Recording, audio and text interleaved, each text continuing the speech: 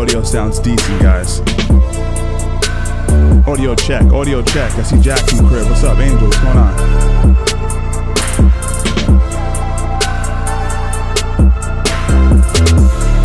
Let's get this party started here. Underrated card, if I'm being honest with you guys.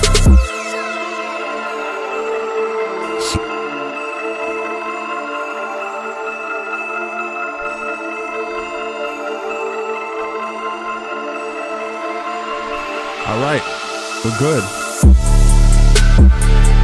All right, we are back. What a pleasure it is to be back, guys.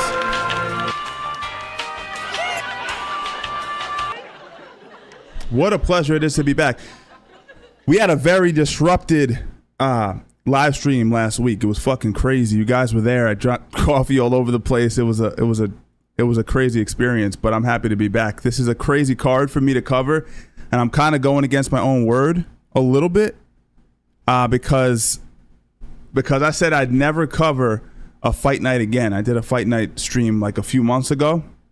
It is underrated, man, and it was just so boring. And I was like, bro, I'm never doing it again. No one wants to watch fight nights anyway, so it's kind of a waste of my time. But when I saw this card and I saw my man Tony Ferguson on the card, I said, stop disrespecting me and also put some respect on his name. So I had to go live for this. The main event is incredible, guys, as well. I also have a good opportunity. You guys want to make a little bit of money. We'll talk about that in about a half hour. You can see the pinned comment, the pinned link in the comment there will give you access to mybookie.ag. But hold off on it. Don't get too excited about that yet because I got to give you the promo code and all that stuff. Let's take a quick look before we get into the fight because they're about to start. I want to get you guys dialed in. We got to talk a little bit about what's actually happening here for this particular fight card. Now, what's crazy is I'm doing a stream at 3 p.m., which is never good for views, but we're going to fucking gut it out like a bunch of savages that we are. Listen, I'm not going to sit here and paint it as it's something it's not. The first fight could give two shits about this fight. Joel Alvarez versus Brener. Don't care about it. Godinez and Mackenzie Dern, there should be some high-level jiu-jitsu at the very least, so I'm kind of looking forward to that.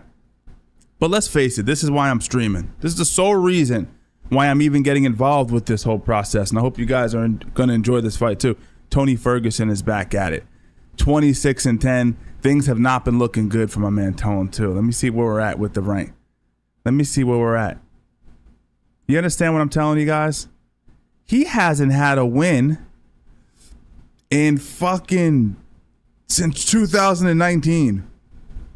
That's absolutely insane to me. He lost to Gaethje. He lost to Oliveira. He lost to Dariush. He lost to Chandler. That was brutal. Diaz. I mean, come on. Come on. But I'm telling you what right now, if you're looking at how good Ferguson did against Pimblett and how good Pimblett just looked against Green, Ferguson's not done. Pimblett's a big kid. He's talented. He has good jiu-jitsu. I think he did pretty good. See who we got in here. Google, what's up, my man? What's up, Energetic? I know, man. Again, guys, the reason I'm streaming this, the sole reason I'm streaming this is for that fight. And I feel like as a young man growing up, you know, you admired the guy. You're like, yo, I want to see this guy do well. This could be his last fight, as you said, Jax. This would be the last time we see him out there. So I'm super excited about it myself. And let's see where we're at with the fights, though, guys. Let's see exactly where we're at. Let's pull it up. Let me see if the first fight's starting yet or not. Hope you guys are watching the fight, too. Now, I'm not saying the two guys that are fighting in the opening match for the main card, I'm not saying they're both not talented. We have Joel Alvarez and Elvis Brener. But, again, like I always tell you, we look for stories, and they haven't really cultivated enough, you know, around their name yet to be super excited about them. They're both in the cage, guys. I love these fight nights, though. I'll tell you why I like them. They get straight to the action. These guys are ready in the cage and ready to go. There's no Joe Rogan standing next to DC talking about pork chops or whatever the fuck they do. It's straight to action, which I'm glad. I'm grateful for. So, well, let's get into the first fight. Like I said, if you guys aren't watching this, that's unfortunate. Stream it. You know? If you don't have ESPN, stream it. if you know what I'm saying.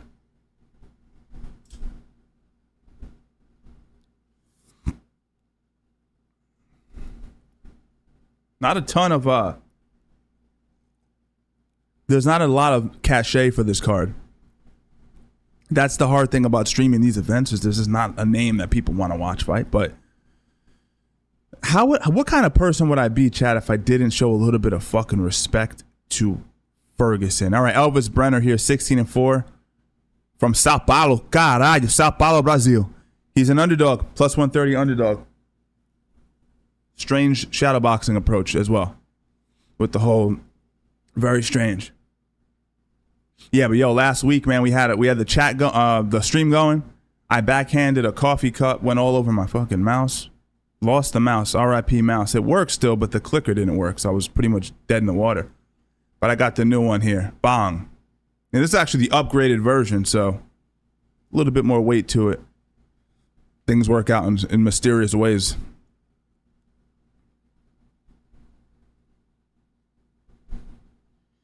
Google, that's funny. Let me actually check that as you say that. Let me check. That's a phenomenal question. He's asking about a very specific short. Yo, it just got cleared for full monetization, Google. How funny is that? So, all right, the fight's about to start, guys. Yo, so funny. You want to laugh about that?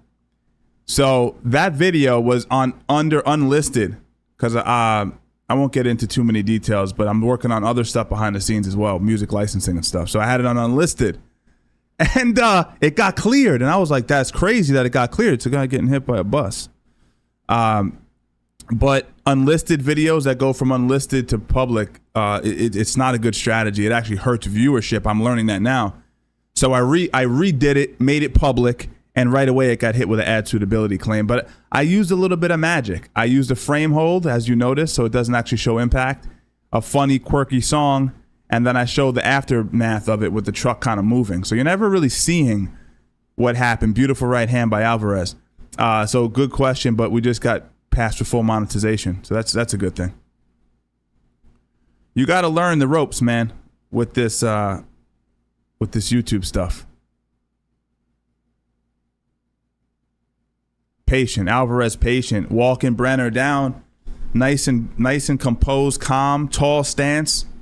Brener a little bit more fidgety, if you notice the way he's moving with the duck flip at the front of the hair, with the little vert ramp at the front of the hair, inside leg kick. He's one of those guys you hate sparring. I don't know if you ever sparred a guy like this. Moves just weird and awkward, side to side movement, jittery, clumsy feet.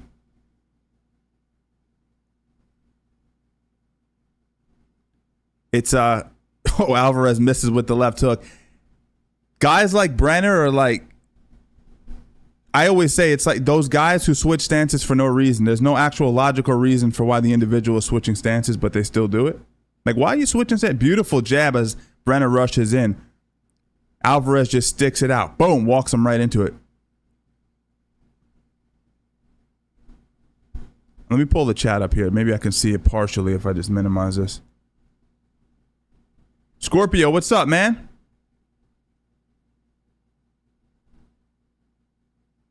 Shout out Matt Hamill, by the way, energetic. I don't know if you guys saw, but Matt Hamill's been trying to get a fight with John Jones. Matt Hamill's trying to get in there and make a little bit of money. I had the privilege. Privilege is a strong ass word. Let me redact that. Privilege is crazy. But I had beautiful guillotine attempt. I'll get back into that in a second. Arming guillotine situation from the standing position by Alvarez. Look, beautiful outside trip by Brener. Uses it to actually shake the grip off rather than back up to their feet.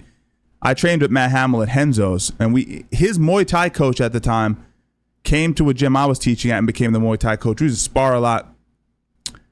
And from what I always heard from the Muay Thai coach, Matt Hamill, what's up, Juco? Matt Hamill was a prick, man. He was a prick in training. But when I trained with him at Henzo's, he was a gentleman. I was a brown belt at the time. He was a gentleman. But he had very bad jiu-jitsu. I'm not saying he wasn't statically strong. He definitely was.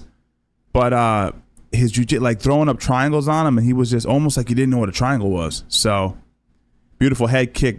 Oh, beautiful jumping switch knee by Alvarez. Incredible. Anyway, Matt Hamill, all the experience I had with him, he seemed like a nice guy. I just heard stories that he was kind of a bully in the room. Does he beat John Jones? No, come on. John Jones accidentally fights him and beats him. He beats him by accident. Body lock by Brener. Brenner's going for it, but a nice Uchimata attempt breaks the grip. It was a good reset there. Good Alvarez, man. Alvarez is cool with it. A little stiff on the feet, maybe for the upper levels at lightweight. You walk into punching range and he's not punching. That makes me nervous, but his punch placement is great. Digs to the body with the hook. Yes, he is. He's hard of hearing. Yeah, he's deaf, rather. That's not an act. He really is deaf. Like I said, always seemed like a nice guy, but again, he was in a different environment. I heard when he was upstate training, he was a little bit of a nice slip, and he gets to the back. Alvarez does, man. Alvarez getting busy with the knees. Brener's all over the place right now. Brener's flat like a fish right now on the single leg. This is a great fight. Again, two guys I don't know very much about. Oh, all right. He's going for the darce. The darce here. Darce. Brener's pushing off the hip to create space, but that's pretty tight. Don't burn your arms out in the first round. You got 15 seconds there, Alvarez. Man, if he can go forehead down to the mat and step over the mount, this will crush his neck. No, you got to go forehead down, hips up there, Alvarez. Whoa, Brener saved by the bell, guys. Wow. The card starting off spectacular right out the gate.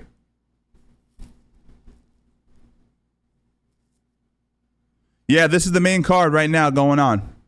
Early card, 3 o'clock, so.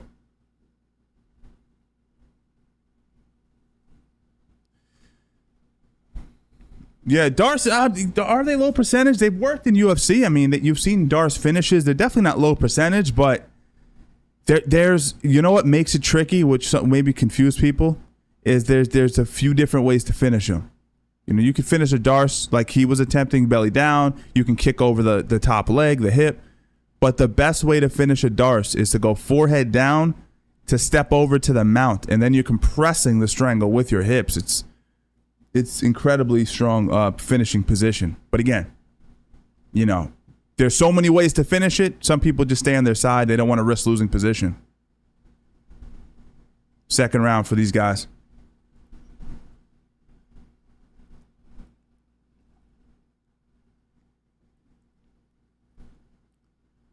Alvarez comes out with a smile, a true gentleman.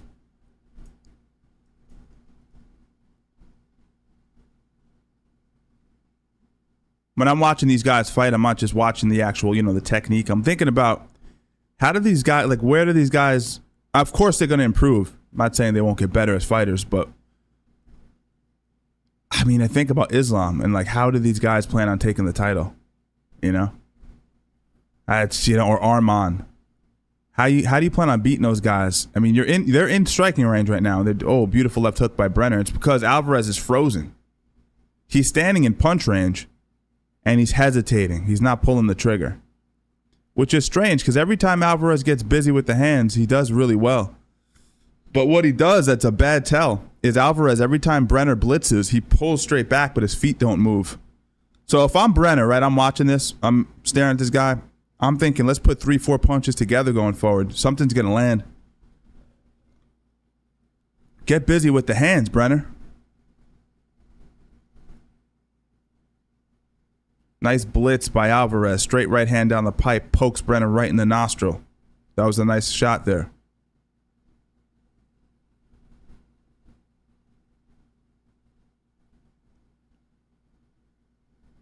I like that, though. Listen, Alvarez jabbing to the chest, though. That's a nice, smart move. You get a guy who moves his head in weird directions. You can't really time him. You're missing your lead hook. Start stabbing him to the sternum. That was beautiful. Another one. See? And now he's freezing a little bit. Nice right hand to the body. That's what we want to see from Alvarez. You want to make this guy a little bit more conventional, and the best way to do that is to slow him down to the body.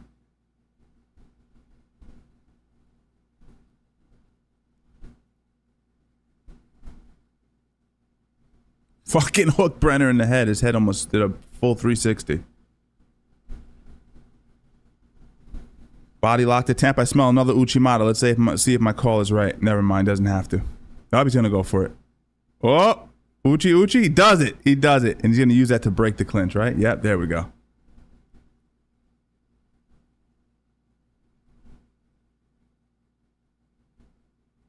Yeah, let me see. Yeah, and they got Sandhagen as a whatever you call it, as an underdog, I believe, going into this. We'll look at the odds after this fight, guys.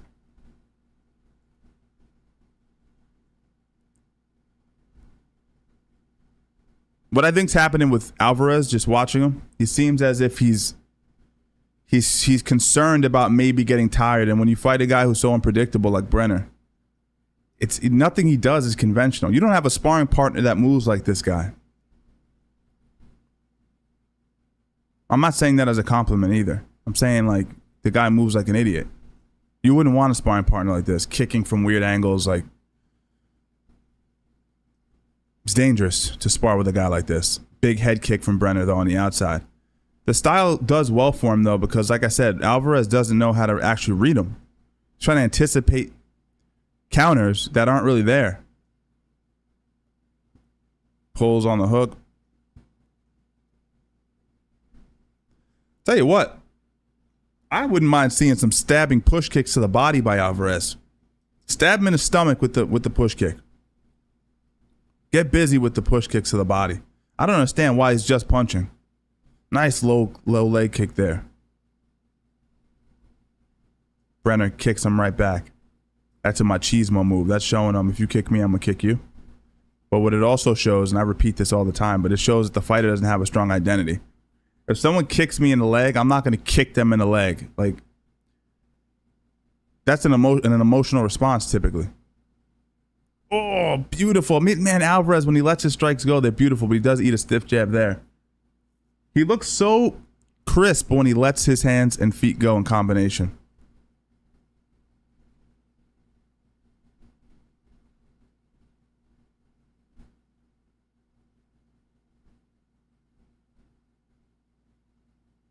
I feel like Brener has that style too, where he just always looks tired. Then he kind of blitzes you out of nowhere. You're like, what the hell? That you were half dead. Now you're all over me. Another beautiful leg kick. Chops right above the knee. Another round. Oh, nice right hand by Brener though, and a beautiful jump switch knee. He's trying to pull a little movement, a little move where he steals the round in the last few seconds. That doesn't work for me.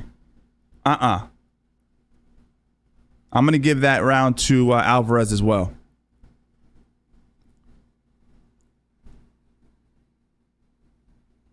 Yeah, that's common.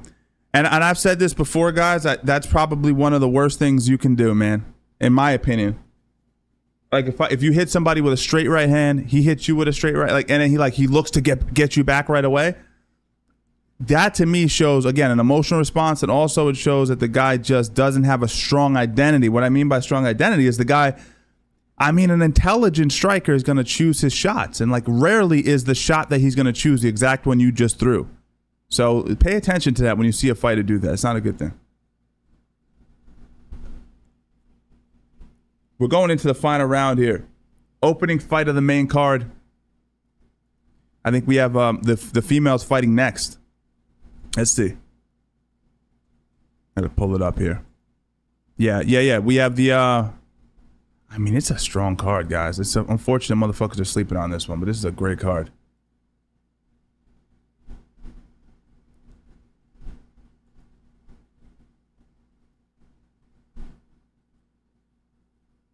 I'd say it was a good fight, but I'll also say there was an undertone of sparring partner. There was a little bit of this mutual agreement type of vibe that I felt from it, which I don't like seeing. We want to see two guys that at least seem like they don't like each other. Same thing with Brener moving around. I tell you what, man, Dana White is cutting a lot of people from the UFC. Maybe cut this guy. He really wasn't there to win. If I'm watching a guy fight like this, move side to side on the outside, you're not looking to win the fight. You're looking to score points and maybe steal a decision.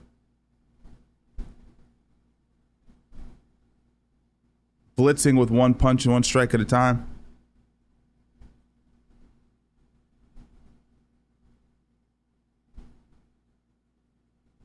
Alvarez just can't figure him out though. Brener moves like too much of a too weird, too janky in his movements. It's just hard for him to get a read. Nice right hand counter there, but he was 1 foot up, 1 foot down, so there's no real power on it.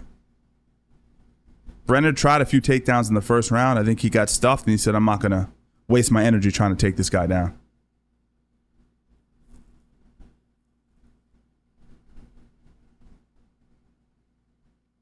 Good body shot there. Nice body shot. Alvarez working inside.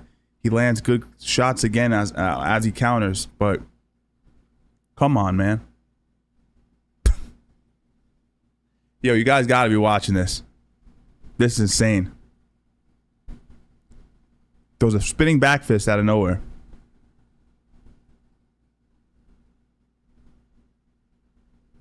Yeah. Nice jab, stabbing jab to the body. Yeah, I'm gonna stick around. God willing, I don't spill any coffee. We'll take this one to the end. Nice head kick. How many of you guys are watching the boxing tonight, man? We have Terrence Crawford fighting Madirov, I believe is how you pronounce his name. Tough, big, muscle-bound boxer. Terrence Crawford's my favorite boxer right now. Him, David Benavidez, obviously Tank. I'm kind of I wouldn't say I'm more excited for that than this card, because of the Ferguson fight, but I'm very excited for that card as well. I might come back on for live on that. We'll see. Beautiful jab by Alvarez. Brener looks like he's stealing this round, but it's close. It's close. It's really anyone's round. I still got Alvarez up 2 rounds regardless.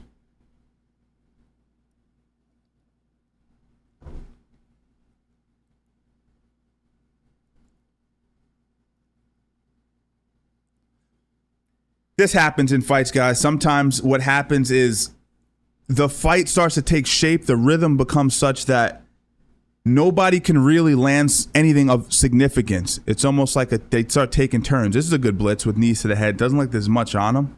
He wasn't loading the knees. He did cut Brener over the eye, though, which is good.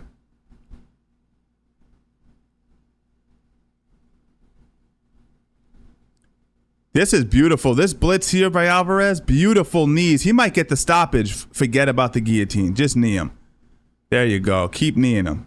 Keep kneeing him. Oh, he's down. They might stop this, guys. They stopped the fight. Alvarez, man, he's a patient, smooth operator in there. He gets the finish.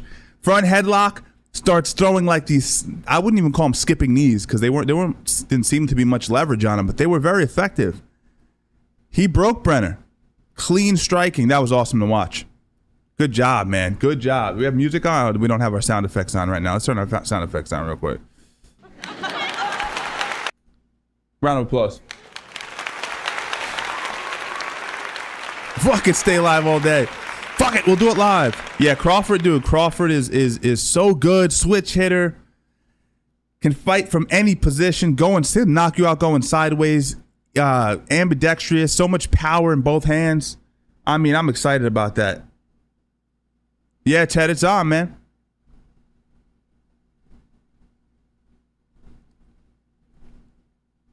What a finish that was, guys. That was great. That was absolutely fantastic. Let's take a look once again at who we have coming up, guys. Let's pull this up. Give me 1 second. Excuse me. That was a good fight. I'll give credit. I'll give credit where it's due. Come on, man. Stop moving my thing, dude. Come on. Chill out with that. All right. Mackenzie Dern and Lupi Godinez. I think Mackenzie's coming in looking in shape. You know, and I don't know much about this, but when a woman first has a baby, I know it takes a toll on the body. So there was a little bit of a comeback issue there for a second, but she looks strong. I think she may have dropped her last fight. Let me just double check on that. Yeah, she did drop her last fight. That was a tough one, man. Lemos looked great in that fight. She dropped her last 2. All right. But regardless, I think she's coming in determined. And as cliche as it sounds, if you've ever competed, you know sometimes you come back a little more grizzled, a little more ready for the next fight. Dude, why does it keep doing this? Hey, fix your website. You got billions of dollars. You have billions of dollars. Mackenzie Dern. All right, so that's going to be a good fight. So we'll get through this one, and then really, these are bangers. All these fights here are straight bangers, guys. So stick around for these. And Mackenzie, you might not like her style, but she goes out there and she goes for the kill. At the very least, she's a very aggressive fighter. So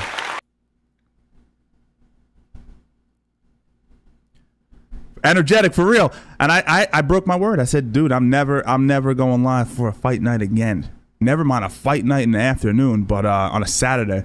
But I went against my word there. Yeah, that was a great finish.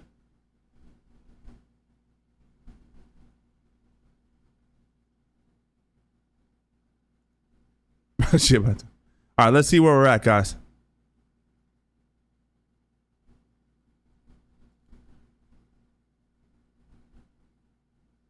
We get in here and we cover whatever we cover. Whenever there's a fight where there's a fighter that we feel some sort of emotional attachment to, we cover him. That's why, again, I'm tempted to even do the Terrence Crawford fight later on tonight because, first of all, that whole card is dynamite. The whole card is good. You know, let me pull that up real quick, actually. I know that's off topic a little bit. I know we're talking more about the MMA at the moment, but let's take a look at this. I mean, come on, guys. Now, the knock on this, and we'll get into sports betting in a second because we're going to talk about odds. The issue for me, guys, with boxing and putting money down on boxing matches specifically is look at these effing odds. Andy Cruz is a minus 2,000. Uh-huh.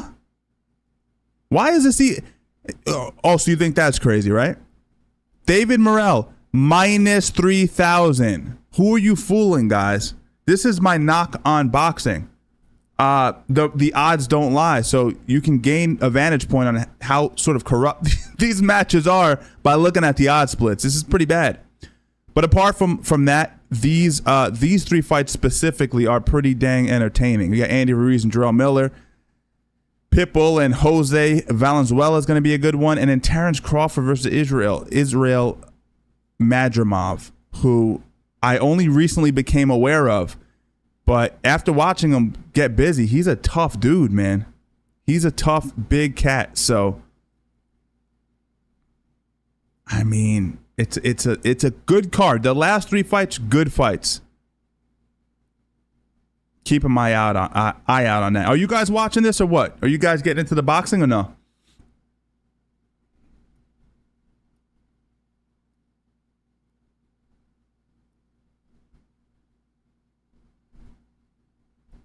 Yeah, I'll do the Tyson fight. I mean, it's impossible for me not to do those big cards or those big fights because there's a tension there. People want to see it, and I think I can give a good call of the action. So.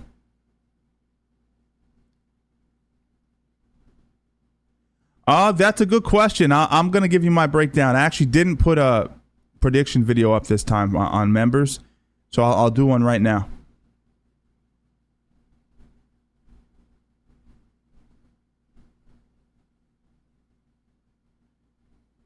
Yeah. Let's see where we're at, guys. Give me 1 second. Let's see where we're at with the fights. Oh, let me just pull this up. There's no way this is up to date, is it? All right, cool.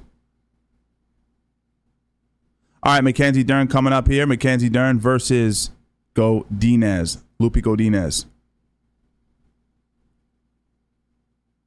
Both top 10 in their respective weight class. Two strawweights. This should be a good fight, man. Whether or not you're particularly interested in... I mean, I bust chops all the time when it comes to female fighting, but this is actually one where it should be action-packed. You guys watching the... hey, what's up, Pern? You guys watching the Olympics or what? A lot going on with that situation, huh? Wow. Crazy times.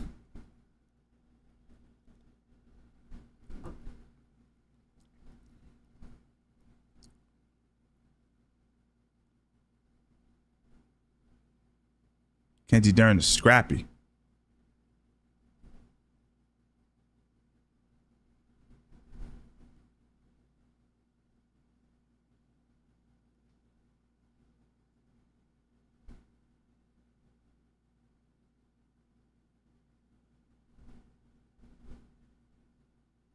Okay, Olympics. There we go.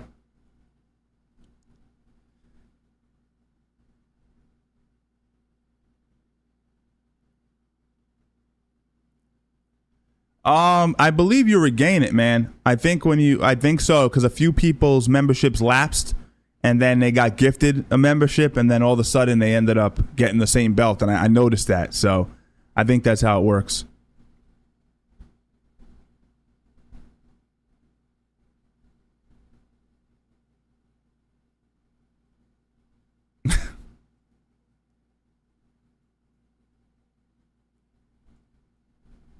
I'm going to give the Fight Nights credit. The pacing has been dynamic. I've been enjoying the pacing. Nice and fast, man. Let's keep it moving. On to the next one. No reason to sit around and talk about your pet cat or whatever. Also, it's unanimous in the room. It's a small room, but I tell you, I value your opinions because, and maybe there's some lurkers that aren't going to give their opinion, but it seems like the people chatting are like, nah, fuck the Olympics, huh? I haven't watched it myself. I haven't. I have not watched it. I checked out the opening ceremony, and I was like, you know what? I'm going to sit this one out, man. This one, for me, I'm going to sit out. It's a hard sell period for me. I don't care if you brought out, like, classic boxers and they just shadow box for the opening ceremony, which would be pretty cool. I still typically don't watch it, but to me, was just a little bit whack.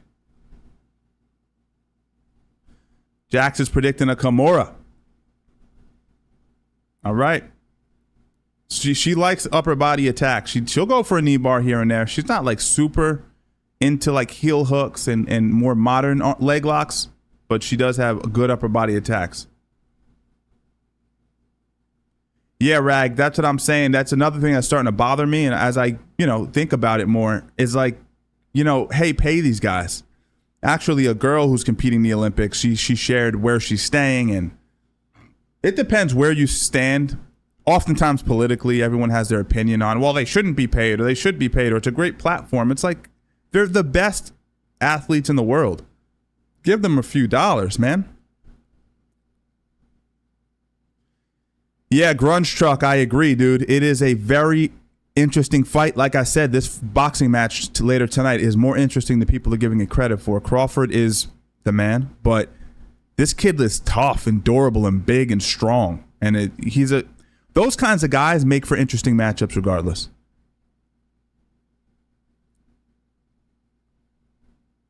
I keep seeing the meme of the shooting deal, the whole shooting Olympics thing. It's all going over my head. It's all going over my head. Yeah, I noticed that, man. I noticed that too. And what bothered me about a lot of what I saw too is we all got on the Khalif individual because I think so many of us are hypersensitive about protecting females in female sports, combat sports specifically. And it's not a feminist take. It's just a human take. It's like you don't want to see that being done. And that's still up in the air. I know a lot of people have flipped heavily. They went from like, she's a man or it's a trans situation to, oh, no, it's not. No. It's like there's still a lot of questions that need to be answered. I think everyone needs to slow down, including myself. I took my foot off the gas a little bit, but I still stand on what I said, which is if it's an XY chromosome, that's problematic. If it's increased testosterone, it's problematic. If you were born with a vagina, an enlarged clitoris, no womb, those are all things that need to be discussed, and that gets really muddy and tricky. But I don't. People flipped. This is what everyone does. Humans are so stupid. They go from extreme to extreme. I'm chilling in the middle. I'm watching you.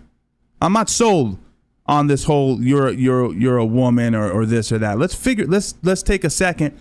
I'm saying that to say this: the Asian woman or man, we got to get to the bottom of that. Fought, but underneath all the drama with Khalif was going, and then the Asian lady with the XY chromosome slipped through and won a fight too. So I got my eye on everybody, but I'm also just trying to be a little more objective about it and not be so emotionally charged by it. And I wish women would stand up and say something too. It's like it's you guys that are getting fucking clotheslined over here. It's not us.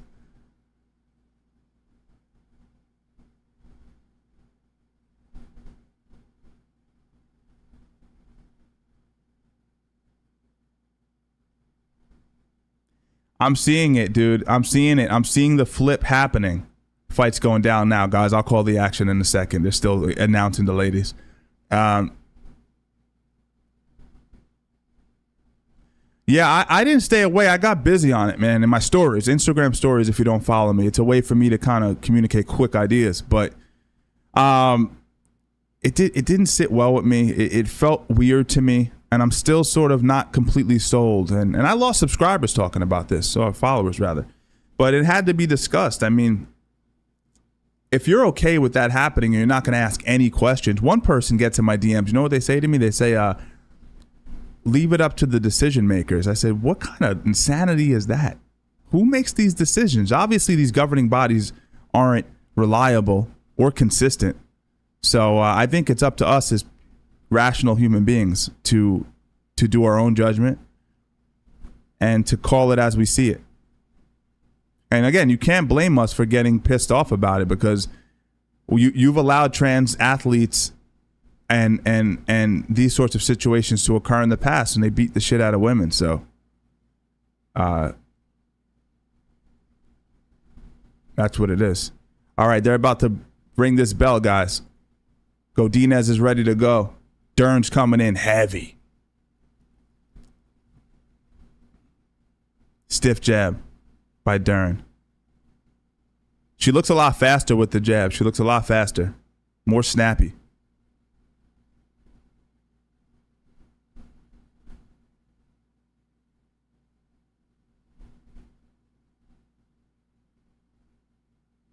Yo.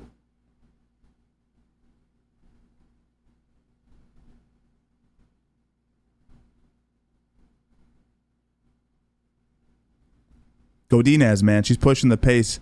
I gotta say, Dern has improved a lot with her lead arm. Very much so.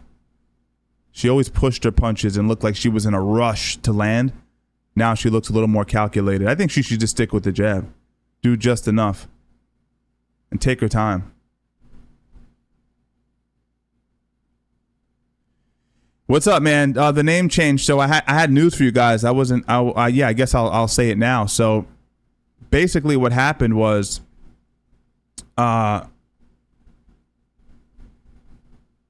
basically what I'm going to read that comment in a second. Basically what happened was you guys know the story. I'm not going to reiterate it again, but a beautiful takedown by Godinez. That was very nice. She kind of picked the knee there and put Dern on her back.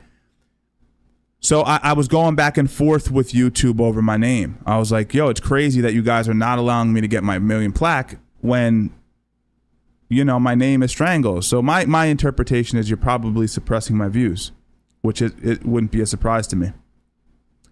Long story short, I talked to a bunch of Google experts. Nobody knows anything about this platform, by the way, guys. Nobody knows anything. Nobody can help you. It's so compartmentalized, guys. And I'm someone who just got 90 million views this month. Like, I'm not a regular guy monetize and make money for this platform, a lot of money for this platform. And they fucking were like, oh, well. So this lady goes, I think you should, the only option is to change your name. And that's when I reached out to you guys. But my take on it was like, guys, I built this thing, and it's a little bit of a douchey name, but beautiful counter right hand by Godinez. That's what happens with this girl. She starts rushing her punches. Anyway, so I sit on the couch. I'm chilling. You know what I thought of? I thought of Kill Tony. You guys know Kill Tony. It's a podcast. And I'm saying, well, if Strangles isn't allowed, then there's no doubt that Kill cannot be allowed. So I go and I type in Kill Tony into the get your plaque situation. And it goes through. And I go, how the fuck are you going to allow Kill Tony and not Steven Strangles people? So I said, you know what? Let me try Steven Strangles. So I type in Steven Strangles. It goes through. I said, oh, that's not too bad of a name change if I have to change my name. Because, you know, I said, oh, maybe it's just the concept of strangling people is a little bit much. Nice takedown by Dern right to the mount position. So I said, you know what? Let me just try Steven Strangles people. I tried it, and it went through. So I don't know if my exemption went through at the right time, or if, I don't know. But thank God I didn't listen to that lady who works for Google, because I would have changed my name. Now, does that mean I'm not going to change my name in the future? I can't say yes or no, because it's pretty obvious that they have the word Strangles monitored as a profanity word, which can't be good for getting reach. So I might change it eventually, but as of now, I'm going to try to just gut it out and deal with whatever negatives come with it. But the point is, the gold plaque is coming. It gets here today. So I'll be sharing. I'll go live for that. I'll unbox it with you guys. Beautiful mount position here by Dern. Small hammer fist. Is she mounted still, or is she in half guard? I can't see. She's fully mounted. Small hammer fist. It's tough being a lady, though. Nice armbar transition by Dern. Dern gets the straight armbar as Godinez bucks her off. It's hard to finish the armbar from here. She might have to go belly down or scoop under the leg and create an off balance to put Godinez back on her back. Hammer fisting. It's a good distraction to break the grip, and then she could try to extend and back heel. See how she's crossing her feet? She's not putting any pressure on Godinez's head. So I would actually elect to unlock the legs and back heel towards the top of Godinez's head. You want to put pressure on her head. See how she's crossing her feet here? There's no pressure on Godinez's head. That's going to make it harder to hyperextend. Happens. She got out of it. Happens. What are you going to do? Yeah, thanks, man. I appreciate it, YouTube. But again, it doesn't mean I'm out of the woods with the name. Unfortunately, I got the gold plaque. That's awesome, but I'm still not convinced they're not fucking with me a little bit. Let me see what you guys are writing. I missed some of that talking here. There's almost no point of that Italian woman for training when her opponent biologically has an advantage. I just feel bad for women because I compete on that level. It takes a lot of time. Yeah, man. And I'll tell you what. Some folks are using a counter argument to that, and they're going, well, and I'm jumping around. I'm going back to the discussion we were just having about the Olympics. An argument I saw actually from somebody that you guys may know, Gray Maynard, who's a UFC fighter, who we follow each other on Twitter. His argument, and he's a very objective guy. I would say he probably skews left of middle, but he's pretty objective about stuff. He says, listen, there's testosterone level differences amongst women and men that are pretty dramatic, which is true, naturally occurring. So he was just playing kind of devil's advocate there. And I said, I get where he's coming from. I think where some people feel a little bit angered is the fact that the XY chromosome deal. And then they're saying, well, that has to do with a condition that she can't control. But again, does that really change? But then you go, well, then do you put her against men? Because then there would be still a pretty dramatic disadvantage that this individual would be at. It gets really muddy. It gets really muddy. Dern is returning back to her old style of just vandally silvering forward wildly. Pulls guard. She always gets like this, man. It's like she realizes that she doesn't want to be in there. You know, that she doesn't maybe like doing this too much, and she just rushes everything. She just goes absolutely haywire. She's got to take a second, man. She's getting hit with a lot of short punches. I don't think she likes that. Or her forehead's pretty messed up. She lands a nice right hand there. She has good judo takedowns. The issue with her coming from a pure jiu-jitsu background is she never developed her ability to wrestle in the open or to really cage wrestle at a high level. So she relies on a lot of headlock type throws, far leg throws, uchimatas, more judo-based takedowns. Swinging out of range. It's always happened to her, guys.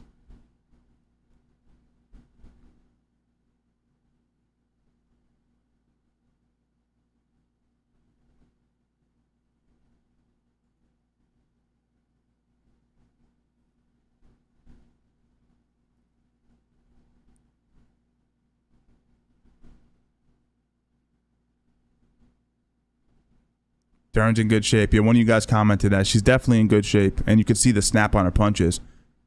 And when she just chills out, man, and just allows the fight to breathe, she does very well. She's very athletic, fast twitch, super competitive, you know, competed at the highest levels of jiu-jitsu. And to be able to do that, you have to have a killer instinct in you.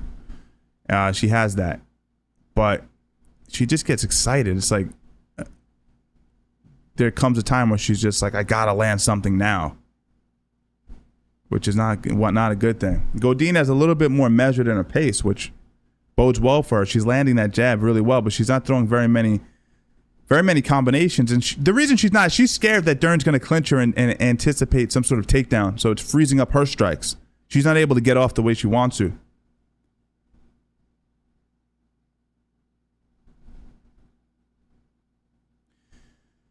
You know, that's a funny question, man. You say, you know, Kayla is absolutely jacked, man. And if you looked at her, and this is no disrespect to her, because I'm assuming she's a full biological woman who probably uses testosterone in the past, and I can't say that, but maybe. I'm not saying she does. But yeah, if you looked at her, man, I mean, she looks very masculine, extremely ripped, ridiculously strong. But you know, exactly. You got to check her, but I'm sure she would have failed the test already if she was. I'm sure she's XX. Yeah, but it's not just the test. The tendons, ligaments, bones, and muscles are stronger, and the CNS is able to produce more force with the same amount of muscle for a man. Yeah, I hear you, man. And also, like, something people don't talk about is your ability to understand space. Spatial awareness changes as men. And that's why you see women swinging from outside of range so often. You see women just chucking punches from like 14 feet away in fights, and it's not a knock on women. It's because their brains are different. You know, it's the truth. It's the God's honest truth. They punch at weird timings. It's like, why are they? She's been boxing for 20 years. It's not that. It's just they identify space different. So do cats. So no, it's a distinct advantage, 100%. Right away, the argument about this, it's become, by the way, the fight's just a bad stand-up match now. I'll get back to it when something actually good happens. They're fighting their hearts out. It's just like bad boxing. Yeah, so John says because she was born a woman. You know, we got to get into that. Born a woman, what does that mean? Like, she was, right? People are saying that. So the only test that we have says that she has XY chromosome. Right? We don't have a test that says it's XX. But what constitutes being a woman? Well, people who support trans situations can't tell you that answer. They'll say someone who thinks they're a woman, which is ridiculous. Though a woman would be probably a vagina. You can't say you have to be able to have a baby, because that's not fair to women that can't have a baby. It has to be like you have to have a vagina, etc. But we just don't know the story. But what's really funny, man, is some of the memes popping up are just absolutely insane, man. There's a meme. I wouldn't even say it's a meme. It's just a video of Khalif like fixing the trunk, the boxing trunks. And they're trying to say that Khalif was grabbing the penis. I mean, now you guys are reaching. But it's all comical. It's all comical.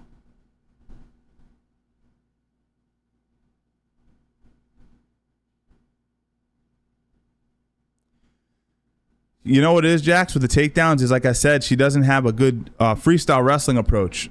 So she's basically relying solely on judo type takedowns from the upper body clinch, which isn't reliable, as reliable unless you're super high level of judo.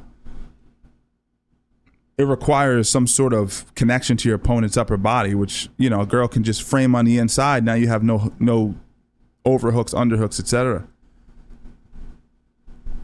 You know, she gets better at taking shots, singles, doubles, high crotches, off balances, trips. She'd be better off because she was dominating on the ground. As soon as the fight hit the ground, Dern was killing the girl. Second round was sort of pedestrian at best. First round, obviously, we'll give that to Dern. It might be 1-1 right now. Dern needs to figure out how to get the takedown, get that top position, and start to land some ground and pound. This is going to be 0-3 in her last 3 fights. Looks to be in better shape. God bless her.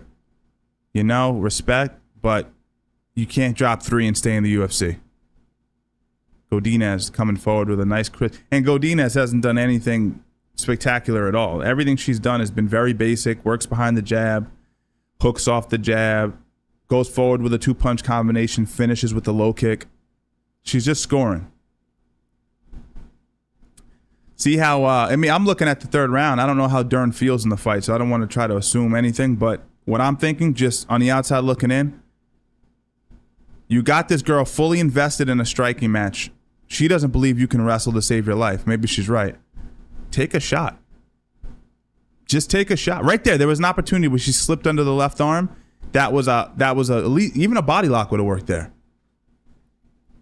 She's not anticipating. Oh, there we go. A nice shot. Can she get it? Lock the double. She might get it, guys. She was listening to Uncle Steve. Hips in and lift. Hips in and lift. Don't let her chest wrap. She let her chest wrap. Oh, there we go. She listen. Round of applause for Dern. Round of applause for Dern. All right, you're going to want to stay on top. Beautiful job stepping over the top, getting into a modified knee shield position here on top here. Godinez might lose the fight based on that takedown.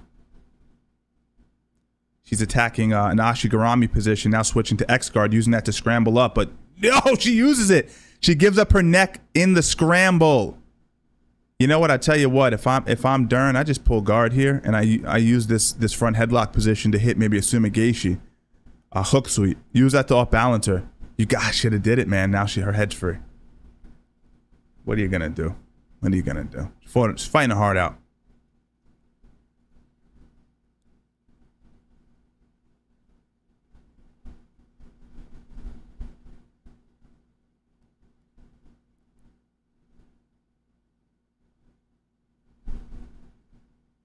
Yeah, Google, it's gonna be cool, man. It's gonna be cool. Yo, what's up, member berries? What's going on?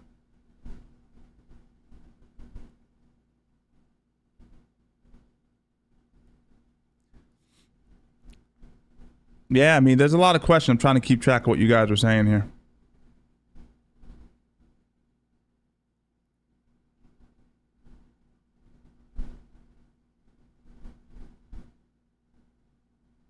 What's up, David? I don't know if you're still here, man.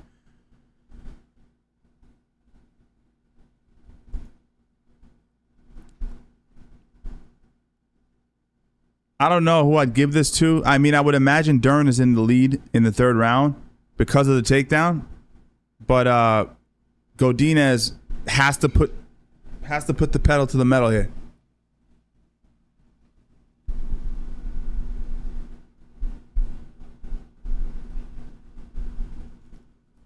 Yeah, let's see how it goes.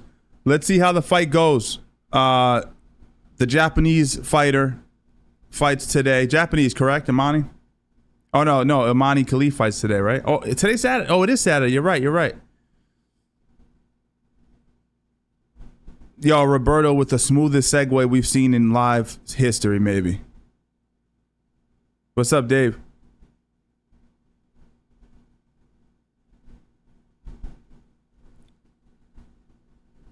See, John, this is the issue. This is the issue with people that are so quick to judge either way.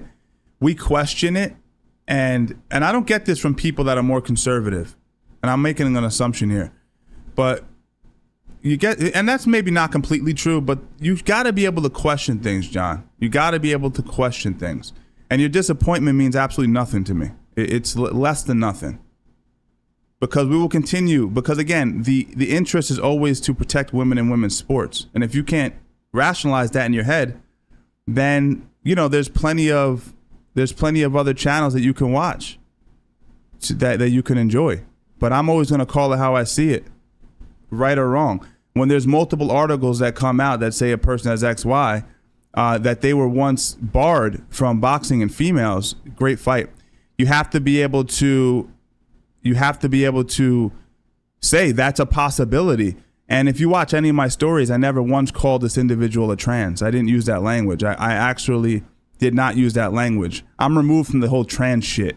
What I'm saying is the motherfucker, does this person have a distinct advantage that is unnatural in traditional females boxing? If that's the case, we got to call it out. Well, John, you don't know that it's not up for debate. What facts do we have? Have you seen her vagina? Have you seen a study done? The only tests, and I'm the first to say, if we get new tests done that support that she's a woman, then I'm all in for it. That's awesome. God bless. But if the only studies we have say that she's not that, but now there's being some weird switch because a few accounts on Twitter say that she's a female, okay, I'm cool with that, but just show us proof of it. That's what we want. We want proof of it.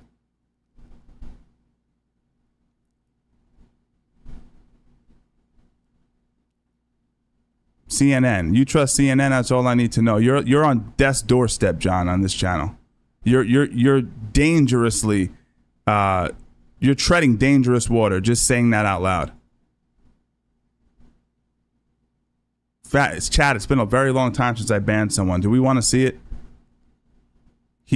John is a CNN watcher. How long is it going to take for me to hit you with an uppercut, left hook, right hand digitally? Hit you with a 3-piece. Chat, we'll do a vote. Does he get banned or not? Does he get banned or not? Let's do a vote. Right. It's dropping SG in the chat if John gets banned. No, you can say peace all you want. That's not a ban, though. You could leave on your own accord, but I'm going to control how long you leave for.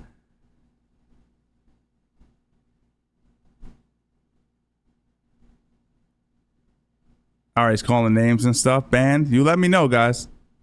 He's calling Uncle Steve an idiot. Did we ban him or not?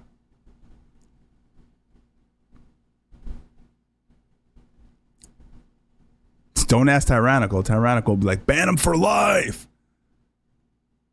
Okay. All right. No ban. No ban.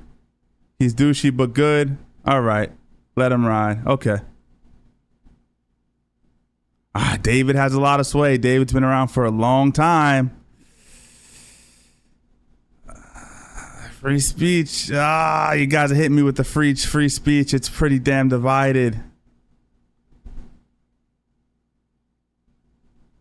All right, I'm seeing a lot of SGs. I don't like it either. I don't like the ad hominems. I don't call people idiots unless, you're really not if someone has a differing opinion. I wouldn't hit him with it because he's already left the chat. So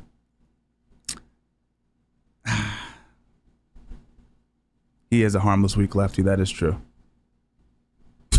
Swan goes, free speech but ban anyway for simply coming into a conversation to stir it up. Oh man. All right, hit him with the timeout. Hit him with the timeout. I'm gonna let John live. That's a rarity. John, if you ever mature, you can come over. You can come over to the logical side. He said CNN. I was like, yo, he must be 65 years old and brain dead.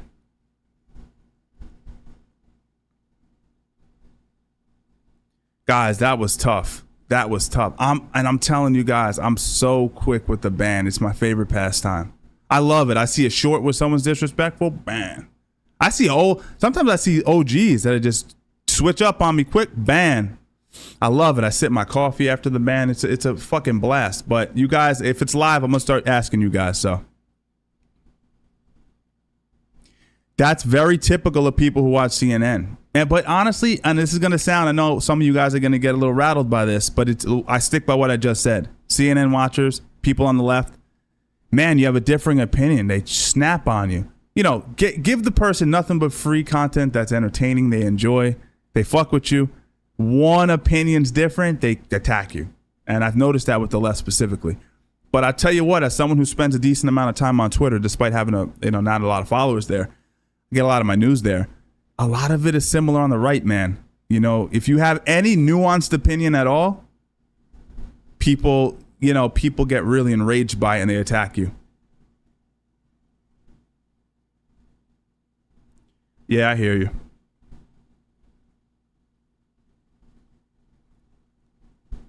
Yeah. We're getting ready for some big matchups, guys. But now, before we get into that, I want to thank my sponsor for today's live stream. We have a sponsor today, guys. That's right. You ready for it? Get ready. I'm going to do magic right here. Boom! Savage, my bookie. If you guys aren't aware of my bookie, they work with some of the best top UFC fighters in the world. This is a organization and a company that I vetted very carefully. As you guys know, I don't work with just anybody. A lot of agencies hit us up to try to collaborate, but my bookie reached out to me specifically, and they wanted to work together.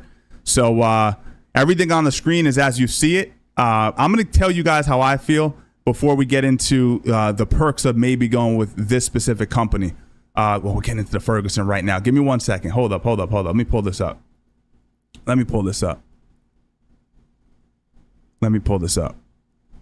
The only fight, or one of the major fights that I'm looking at on the site that make me kind of excited, like I said, they have Sandhagen as a plus 280. And I'm looking at this and I'm going, I mean, it's a winnable fight. It's a winnable fight for him. So I'm not saying necessarily to put your money down on Sandhagen. It's an uphill battle against someone like Umar, who is so dynamic in his movement. He has great grappling. He's a fucking Nurmagomedov, guys. So it's a little bit tricky to go against a guy like him. He's a favorite for a reason. But we're throwing down money. But I you know what? If I was going to throw $10 down or something, it would have to be on Sandhagen. And let me just explain to you the specifics about this deal. The link is pinned at the top of this chat. You guys can check it out. mybookie.website/join with SSP24. Make sure you guys hit the promo code SSP24 and you'll get up to $1,000 signing bonus plus $10 casino chip. Now, one of the things I talked to them about behind the scenes, I was like, so what's the perks for my guys? Because I don't like working with companies. You guys know. I'm not sitting out here working with companies. I got to fuck with you. Well, they said it's free money. It's house money. I said, say less. If it's money that my guys can get involved with, they can use it. If they don't like it, they maybe make free money. And if they don't want to fuck with it, they don't. That's great. So click the link above, punch in SSP24, and you basically get house money to play with for the fight. And if you don't want to use it for the UFC fight, you can use it for the upcoming boxing match tonight with Crawford. So I think that's a pretty cool deal. How come my on-screen thing's not working? Maybe it is. But either way, I want to shout out MyBookie for sponsoring this live stream and allowing me to actually do this. Appreciate it. Now, I see music here with the 5. I don't know why that didn't pop up on my screen. Chat, did it pop up on my screen or am I tripping? Because I didn't see it pop up on my screen. Steven, Prime Mike Tyson or Prime Foreman? Prime Mayweather versus Prime. So first of all, Prime Tyson versus Prime Foreman. Prime Foreman's going to be a problem for him. Tyson did struggle with these big guys who are very mediocre in the 80s. I know you guys are going to get mad about it, but I think Prime Foreman, the Foreman that beat Frazier, is a problem, man. He times uppercuts so well. He was durable. He was a bully, and he hit hard. Ask Tyson. Tyson said, I had nothing for Foreman. A Prime Foreman would have been a problem. That's my opinion. Obviously, you feel free to disagree. Remember, the Foreman that lost to Ali was a Foreman, I think, that took Ali a little lightly, etc. But regardless, it's up to you. Prime Mayweather versus Prime Ray Leonard. I might lean Mayweather, man. I struggle to see how Leonard can find openings in Mayweather's defense. I think Mayweather can squeeze out a decision. Prime Sugar Ray Robinson versus Prime Leonard at welterweight. Prime Robinson. No knock on Leonard. It just seems like I hate Leonard. Prime Ray Robinson is dancing all over anybody at that weight class. Dynamic with both hands, switch hitter, everything you love about a fighter. Beautiful rhythm. Great questions as always. Thanks for the 5 music. Thanks for the $1.99 there, Young. Oh, you did? It went on the screen? Didn't pop up?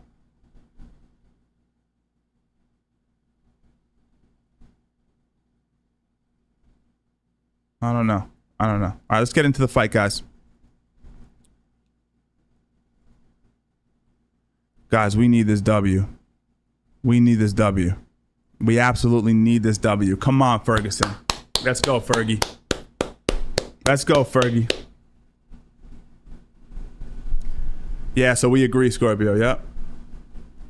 I actually am a Mayweather fan. People don't like him, but I like Leonard a lot too. Leonard's not my favorite from that era. My favorite, I like Duran more.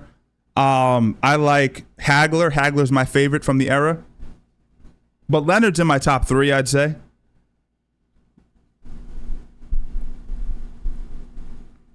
Come on, Ferguson. Don't do this to me, Ferguson.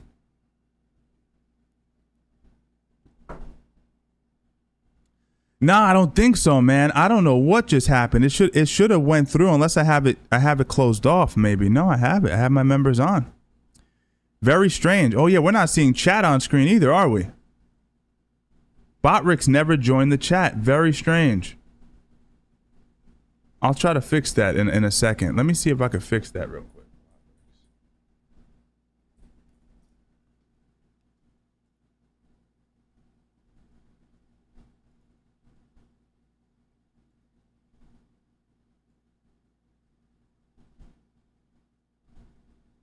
Get out of here with all this. You bothering me for? Chatbot's turned on.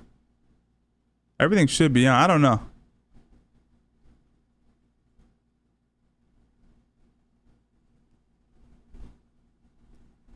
Very strange. I mean, it should work, but moderation, commands, timers, widgets, alerts. Yeah. I mean, it should be on. Definitely should be on, right?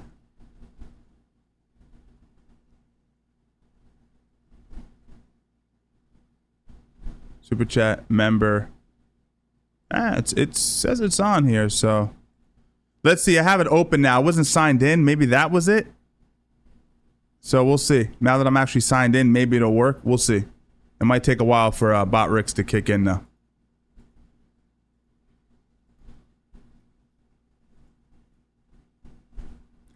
Prime Ali, David, thanks for the 199. Prime Ali versus Prime Dylan Dennis. Disrespectful. Disrespectful, I tell you.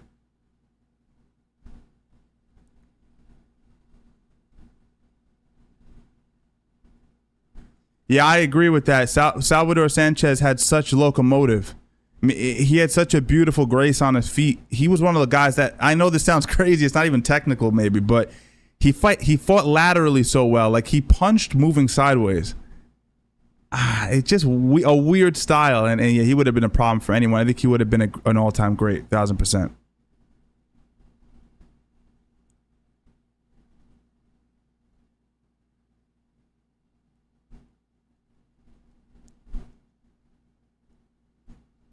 Yeah, Dylan would probably win that, truthfully. Yeah, David, we're just joking. Relax. We're just busting your balls, Dave. David's in a bad mood. He gives me money, then he tells me to relax.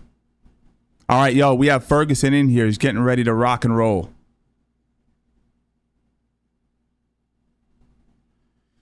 This is a tough fight. He struggles with guys that are good grapplers, you know?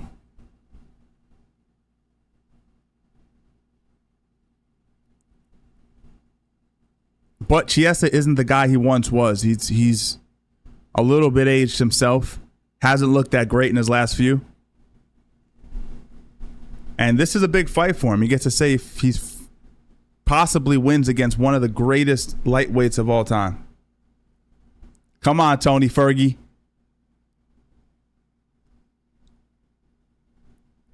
I got you, David. I got you.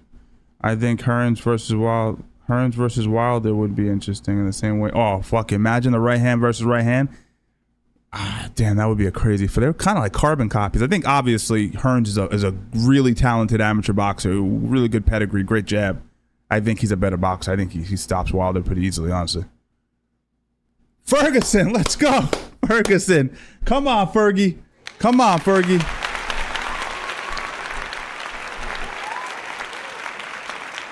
Come on, man.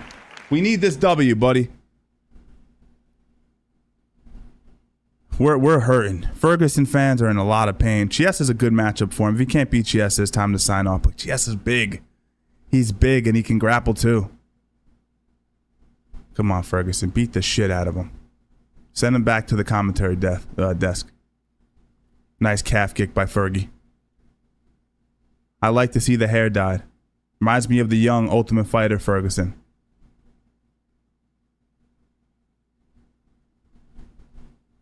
Walking him down. Ferguson walking him down, guys. Chiesa's going to try to time his takedown.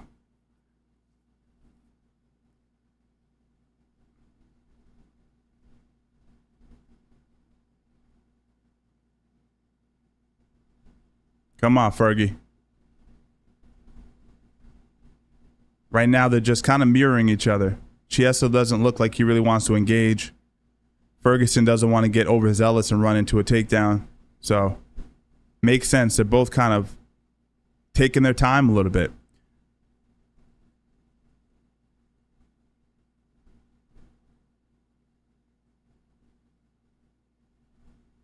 Ooh, body kick attempt by Chiesa. Partially blocked by my man Fergie.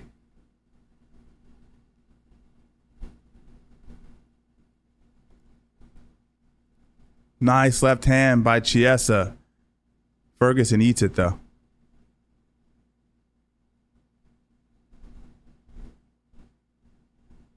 What we've noticed from Ferguson now, too, is a guy who's just a little bit less willing to throw himself into the fire, which is a natural progression. As you get older, you take some damage. He's a little bit more gun shy.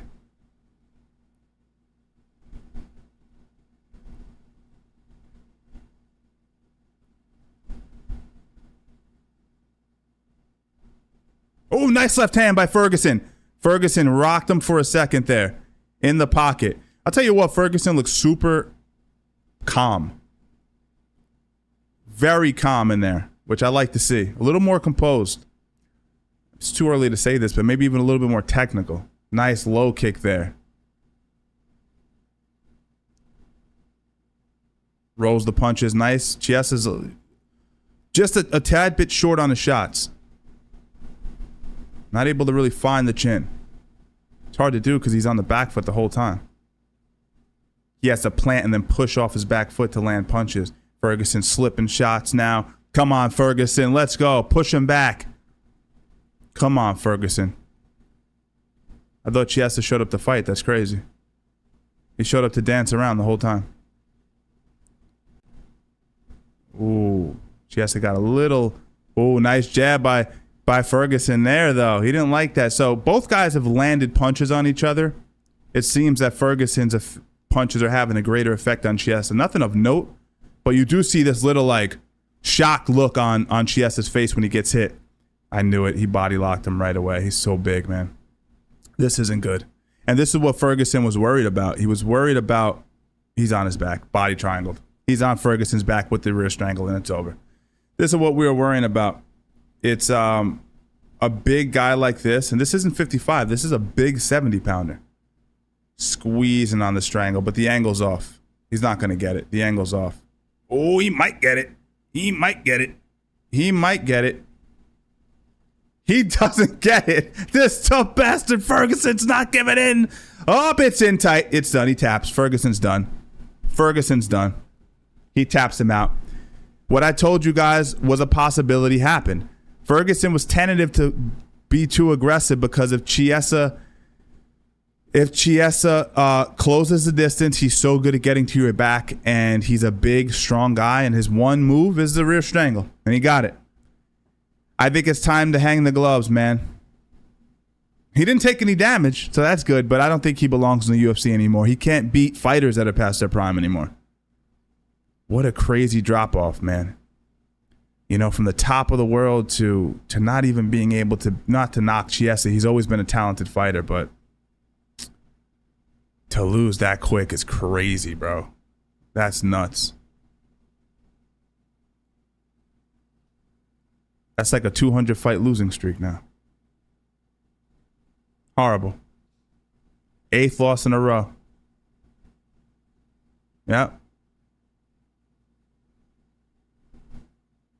That was like not even a sparring session. That was so beautiful. You go in there, you take a guy's back, you lock up the rear strangle, you go home with a check. Take it.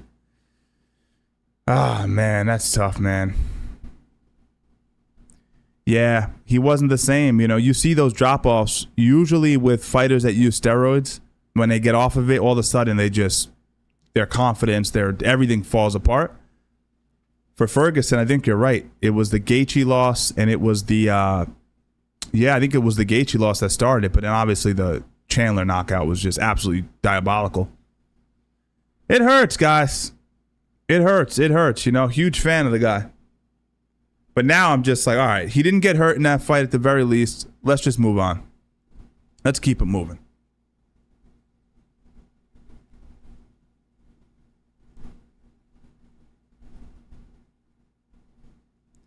That was nice, right? He threw the hook in and went straight to the body triangle. And what's lovely about his approach is he's throwing in the strangle as he's locking up the body triangle. So your brain is trying to compute fighting the hooks and fighting the strangle.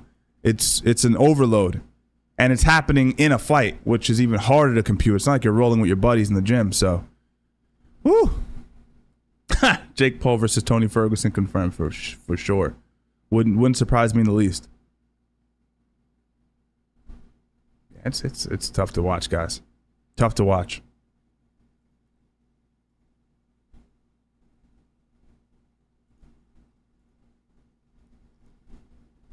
It feels really good, DC. There's so much stuff I want to say. It's been a long road to get back in the win column, but this microphone belongs to Tony Ferguson. Thank you, Abu Dhabi. That's all I got to say. I want to give this man his time. Graceful. God bless you guys. Graceful. I love you. My mom, Spokane, Washington, my team, everybody. Graceful. Thank you so much. Ladies and gentlemen, give it up for the winner, Michael Chiesa. He's a G, man. That was really Tony cool. Ferguson, Tony. These people love you, man. Everybody loves you. I see you take your gloves off. Is that it for Tony Ferguson? No. Say no. Say no. Say no. I'll die laughing.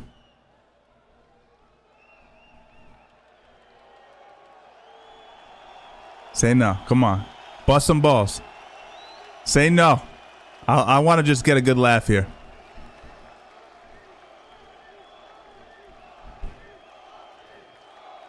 Come on, Tony. Tell him. Tell him.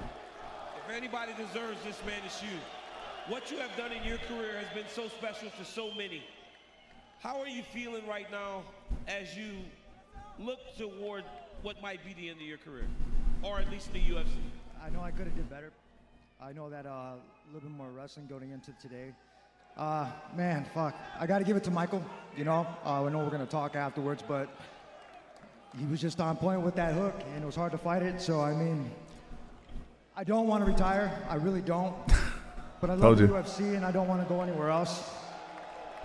So I'm not going to put both gloves down. I'm going to put one. That's some Tony Ferguson that shit. The other one just in case. That's some Tony Ferguson that shit. I'm going to give my kids a big-ass hug. I'm going to enjoy the rest of the stay here in Abu Dhabi. And I can't believe that there's so many of you fucking fans that like us here. That's incredible. He said, I'm going to put one glove down and I'm going to keep one glove up. That's hilarious. My man. Yes, Tony, if this is the end, man, your career has been absolutely phenomenal. Ladies and gentlemen, give it up for the legend, Tony Ferguson. I mean, that is the most Tony Ferguson thing I've ever seen. I didn't anticipate that either. He said, I'm going to put one glove down. What? Smart, too, because really, I don't know. I'm going to put myself in his position really quick. I lost a bunch of fights at a high level to some tough guys. I just lost it by a rear strangle. Maybe I think I have one more in me. I don't know. One more. I just want him to go out on a win. Give him Clay Guida. Bring back Clay Guida real quick. No disrespect to Clay Guida. Maybe he actually wins it, but Chiesa's good, man. I've always liked his style. I always liked the way he approached fighting. He's so good at the body triangle, the back control. But and he did look pretty good. He landed a few good shots on the feet too. Got to give him credit. Oh, Bilal Muhammad, is he getting booed? Of course not in Abu Dhabi. A lot of you guys are giving Bilal a lot of hate. I noticed that. A lot of my followers do not like Bilal Muhammad. I don't get it. I don't understand it. Actually, that wouldn't be bad. Diego Sanchez versus Ferguson would be a hell. I bet you that fight would be so fun to watch too.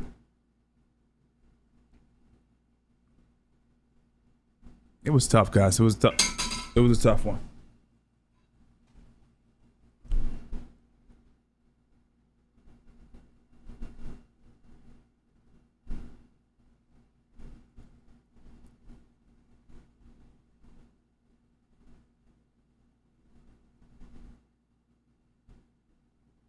Yeah, I don't know. I say fight one more. If he would have got beaten in a way that was like, oh, that's just brutal, I would have been like, all right, it's time to call it in. I just think at 170, he's too small.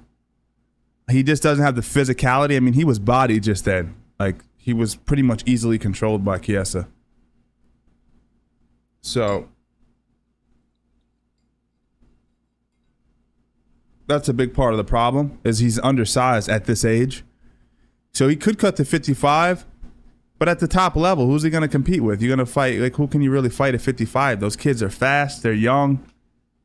The cut doesn't take as much of a toll on their body, right?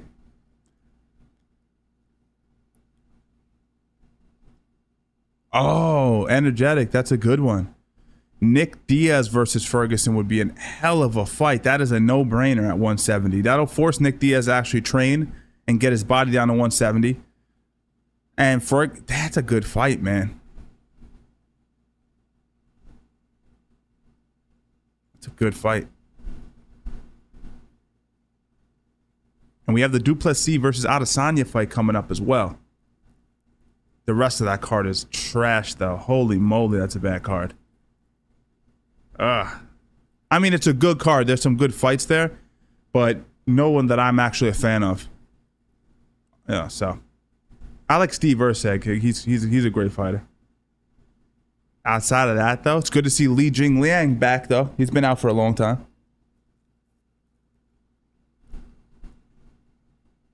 What do we got coming up next, guys? We have Marlon Vera versus Davison Figueiredo. This is going to be a hell of a fight with stipulations, crazy stipulations going into this one.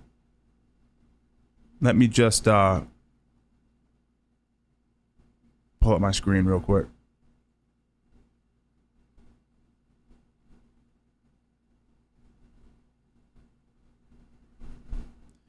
Hey, I'm sorry, my on-screen isn't working for some reason, so I'm not getting the alerts. Striker from UK, I want to learn BJ in New York City next year. Where do you train so I can learn from you in person? PS, you're the YouTube guy. I appreciate it. Thanks for the 5, young Nafe, my man.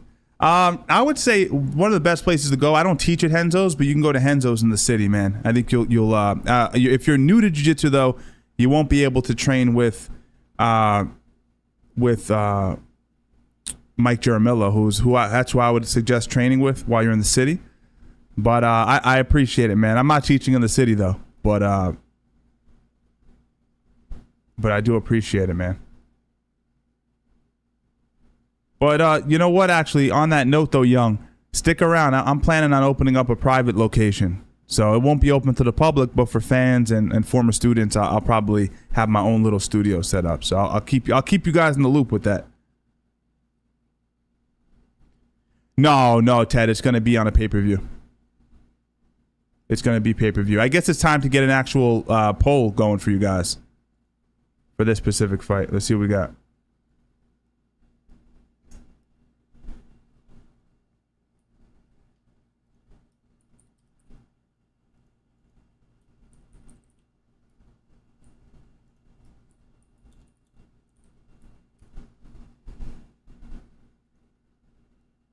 All right, let's see who you guys got.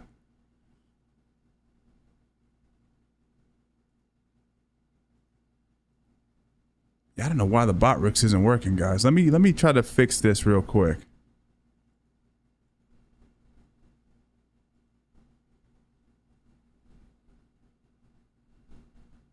Let me try to fix this real quick. Yo, JB, appreciate it, man. Cheeto. All right, I got you. Man, Figgy has been looking so good at this weight class, though, right? Oh, did he drop his last one? I think he may have, because I was all excited about him, and then all of a sudden, because he looked good in his first fight at the weight, and then the second one, he let me down. I remember the feeling of being let down by the performance, but I'm not too sure. Let me try to see if I can figure this out, guys. I'm working behind the scenes here. I don't even know where to go to do this. It would probably be settings, I would assume, right? Channels, permissions, maybe. Botrix is here. What the fuck? That's very strange, guys.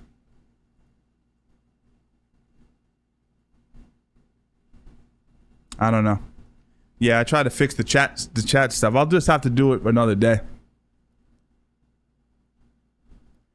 He beat Font, but let me just look at the stats behind what happened in his last fight, because as far as I remember, he did something recently that I was let down by.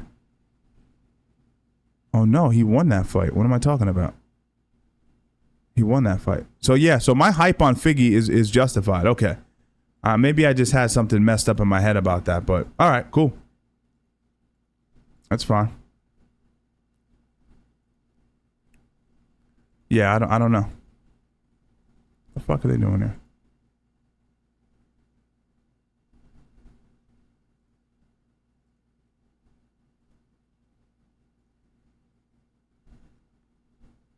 I like Vera, but man, he took an absolute beating. He took the kind of beating against O'Malley that you're not the same after that fight. You're not the same. He took, I mean, remember the knee he got hit with? Sounded like his skull got shattered. Tough.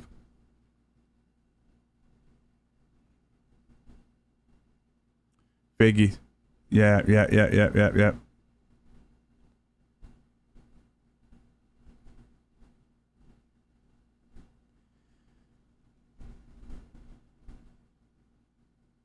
Jake, that's awesome, man. I'm glad you got started with your training. It's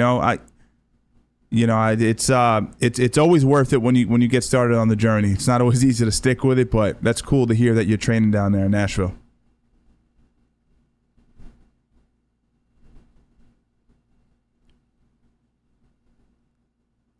Absolutely. Yeah, absolutely. I mean, who knows, though? I mean, going into this fight, I mean, Figgy's going to have the advantage, I would have to say. He's coming off of 2 wins. You have Vera, obviously, not really feeling the best after that last performance. There's no way that doesn't play into your confidence a little bit. So we'll see how it goes down, though.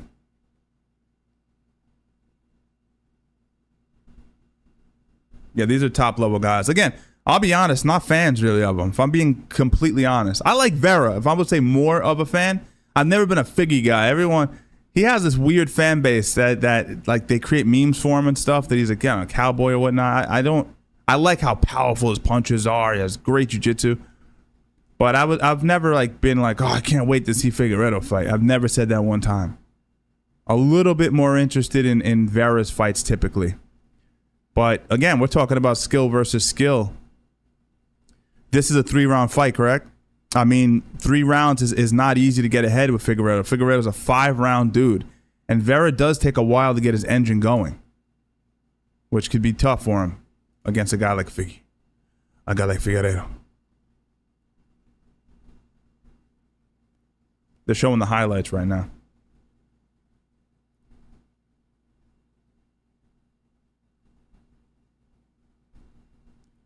Oh, Robert, good luck, my man. Kick some ass. September 7th can't come soon enough.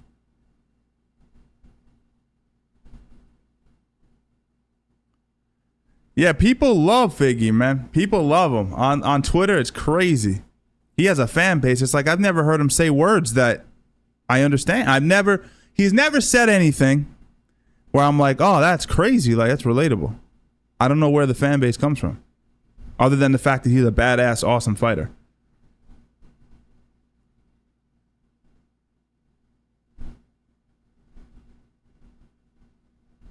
Yo, Brave, what's up, man? Yeah. Am I correct in saying Moreno stepped away from fighting for a while? I'm not too sure, but I think he may have.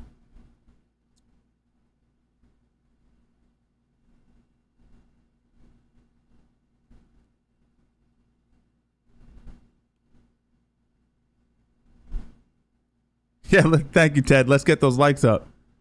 We knew going into this live stream was going to be brutal for views, but I had to do it. You know what you tell me? They go, hey, Ferguson's going to fight.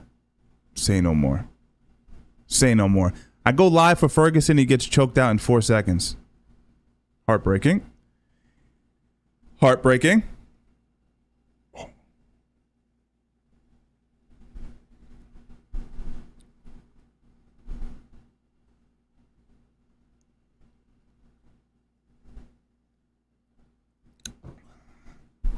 Getting ready.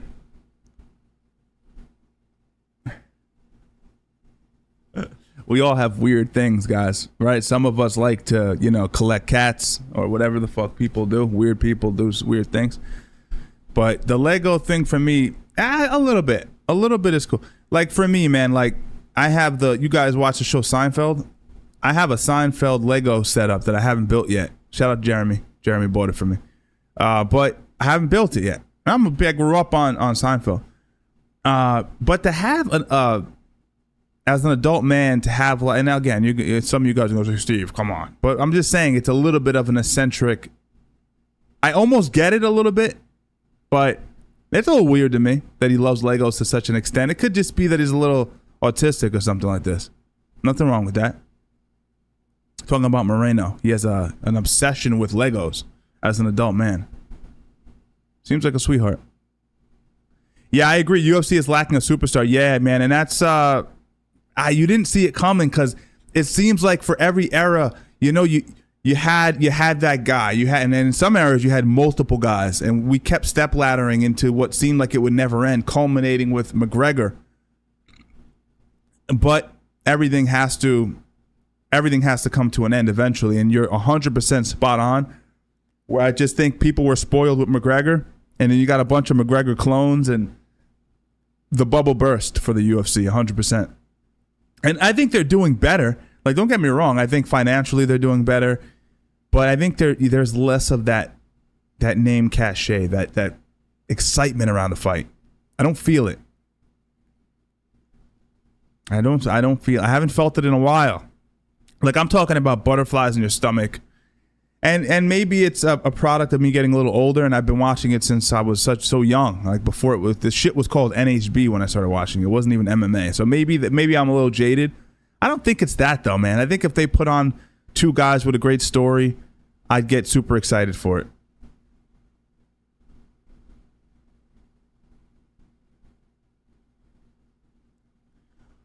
You know what, Jax? I think there might be a few stars building, but again, they're building the Patty individual. But and not to say that his track record, he's a great fighter, but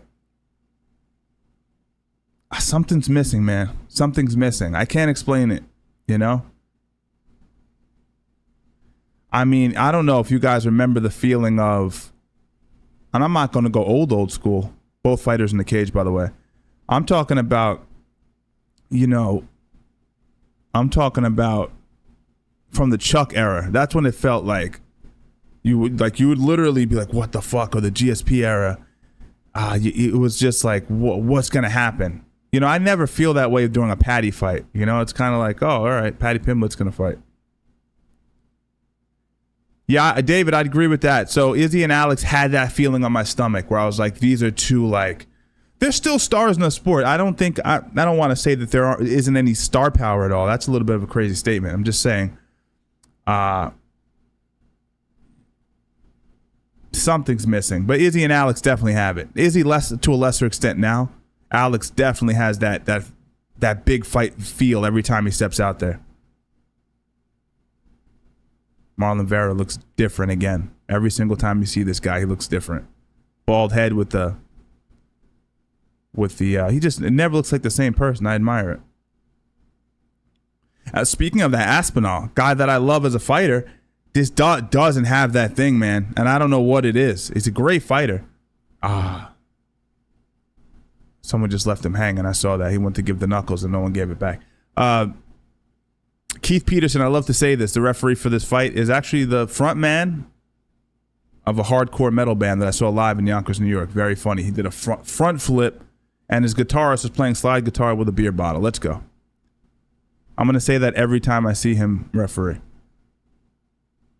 Both guys getting it in.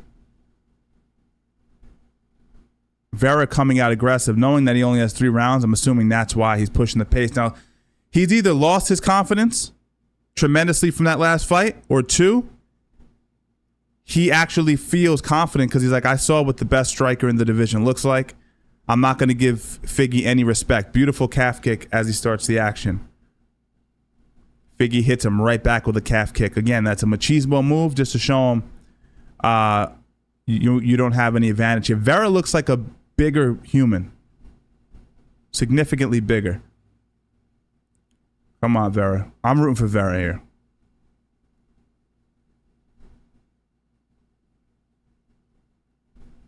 Figgy may be the bigger guy. Beautiful axe kick to the thigh. Very different. You don't see that very often. Figgy is a power puncher. Vera has a chin made of granite. So his advantage really won't be as significant as it typically is. And if he doesn't fight with volume, I wonder if that's going to be a problem for him. I'm talking about Figgy.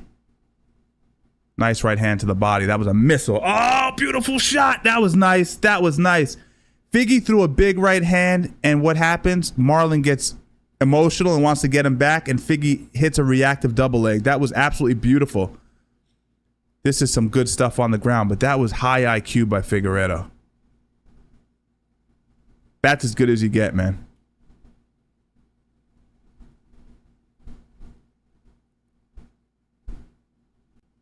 He's looking to land ground and pound. If you see him start to post a leg like that, you know he's looking to throw a big bomb.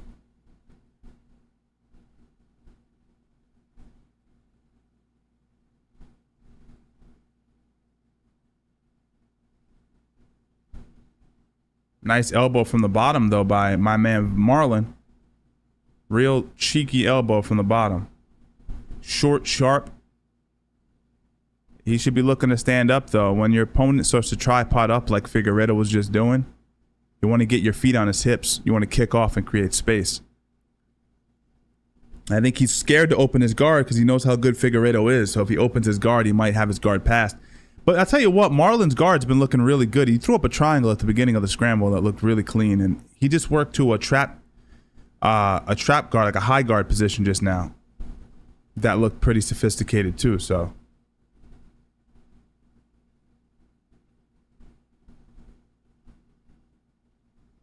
Figueiredo's just riding this round out. He's not able to get off any effective ground and pound. I'd even say, you want me to be honest with you guys? I think Marlon's being more effective from his back than Figgy is on top. Nice axe kick from bottom too. Double scoop pass. Excellent job by Figueiredo. And Marlon's right back up. Beautiful. He goes 2-on-1 on the wrist. He allows himself to spin chest to chest. That's really good. That's what you want to do whenever you're wrestling up, guys. You want to get two hands on your opponent's one hand. Because if he can't lock his hands around you, he can't maintain connection to your body.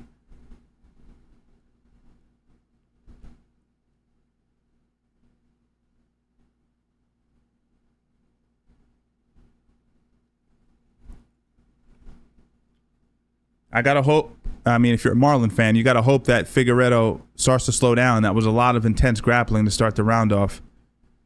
And Marlon's cardio is always crazy. I think it's genetic. He trains really hard from what I hear. But he's always just been a guy who can push a pace. So he should lean on that. Because he's absolutely losing. He's absolutely, losing this first round.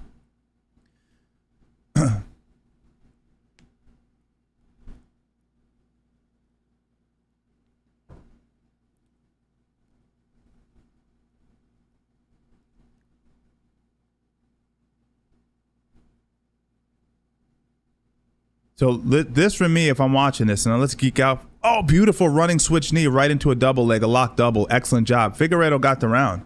He got the round. That's two lovely takedowns. So this is a technique or a strategy you can use. I know there's at least one amateur fighter in the audience right now. If you feel that your opponent is susceptible to takedowns or that he gets overzealous on the front foot, scoring one takedown, providing you're in shape to wrestle, is a great strategy in the early moments of a fight. Because what it does is it sends a signal. He just stomps the guy in the head. That was definitely illegal. It sends a signal to your opponent that you're not going to be able to be aggressive without the repercussions of getting taken down. So it actually makes them tentative on their feet to actually get their offense off. It's a great strategy, guys. But you got to be conditioned to wrestle, and you have to be, and this is what I used to tell my guys, you have to be emotionally disconnected. What does that mean? That means if you take him down off that first reactionary takedown and he stands right up, you can't be the kind of person that goes, oh, he stood up, I'm fucking tired. Oh, that took a lot of energy to wrestle. You have to be emotionally divorced from the whole takedown. Take him down just to make him think about the takedown. If he gets back up, he gets back up. But now he's thinking about, oh man, every time I let a combination go, he's in on my hips. That was a great strategy by Figgy, and I do think that was a big part of his strategy, reactionary takedowns. I agree. One round for sure. One round for sure.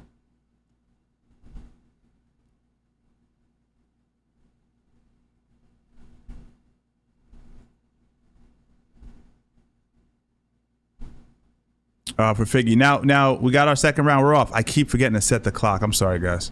I do have a timer here. It's off by a second or two.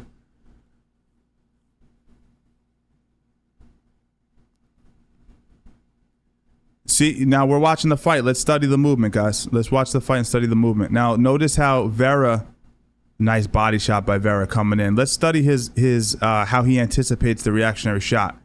Meaning, does he get aggressive with his punches? Does he nice stomp kick to the front leg? That's actually a good strategy.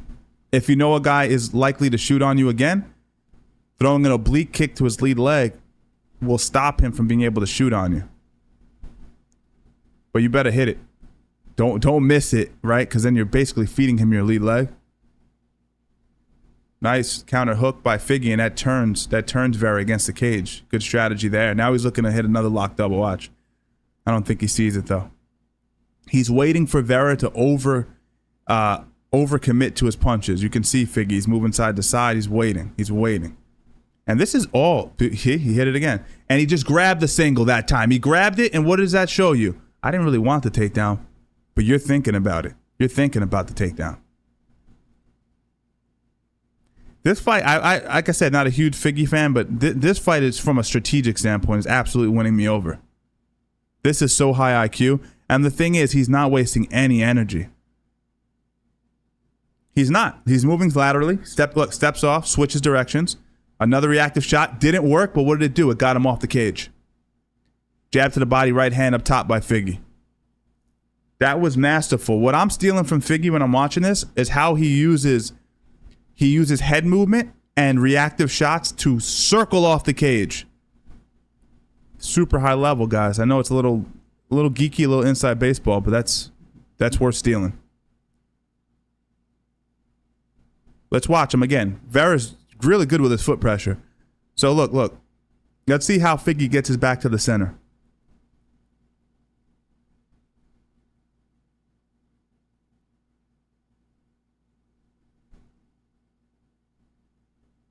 Again, good defense. Vera's hips now are awake, meaning he's privy to the shot now, so he's able to stuff that pretty easily. Oh, see, this is what happens with Vera. He doesn't find himself until the second round usually. Now he's starting to land punches on Figgy. Figgy might be getting, not tired, but a little bit. All right, this guy's, and what it is he hit Vera's hips a few times. So he felt that they're ready now. Ooh, he punched him in the dick. I don't know what happened there. It might have been a penis shot by Figueiredo.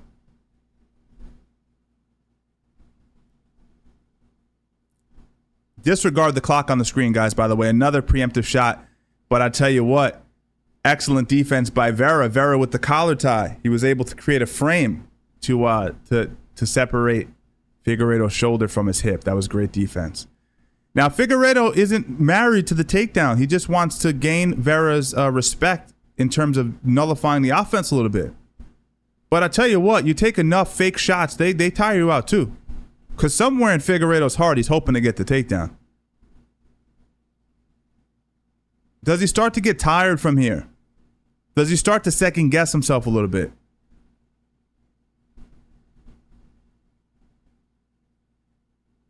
Vera's not even breathing hard, guys. This guy's in such good shape. It's insane.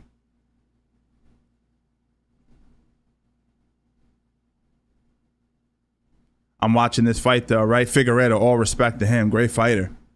But I don't see a Vera that looks that different from the fighter that lost to Sean O'Malley. Meaning, if he goes into a rematch, like, does this version of him do any better? I don't think so necessarily.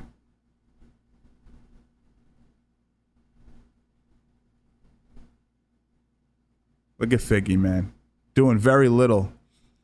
I tell you what, I'm giving Vera the second round. I'm absolutely giving Vera the second round.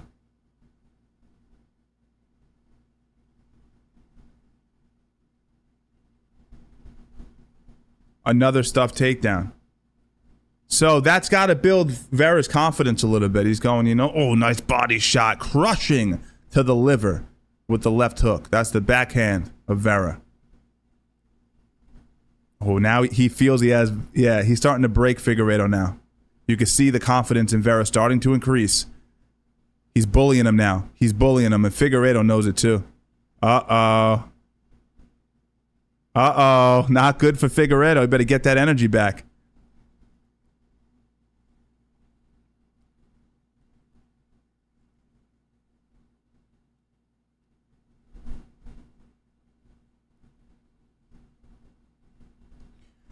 I'm excited for the Merab fight. Merab used to come to the gym that I had stake ownership in, and I tell you what, I tell you, from watching him move with other high-level, glory-level kickboxers, and hearing them talk about Merab and the way he moves on the feet, I know he does get caught from time to time, but unless it's in front of you, and I'm being there watching him spar on the side, and I'm going, this little guy, he throws hard, and he fights with very weird timing. I think he's more of a problem for Sean than people are giving him credit for. I still think Sean has the sharpness and the defensive wrestling to pull off the W. But if Merab wins, I'm not going to be like, wow, Merab won. I think a lot of folks are not giving him enough credit. All right, we're going into the final round, guys. I have it 1-1. And Vera has all the momentum on his side.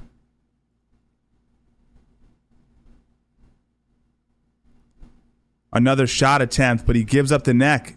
No arm guillotine, but Vera uses it to just create space.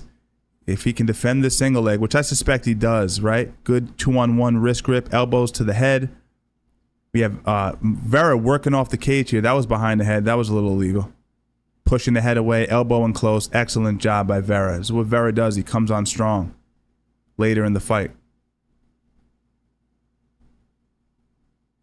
Figueiredo is one takedown away from cinching the win, though.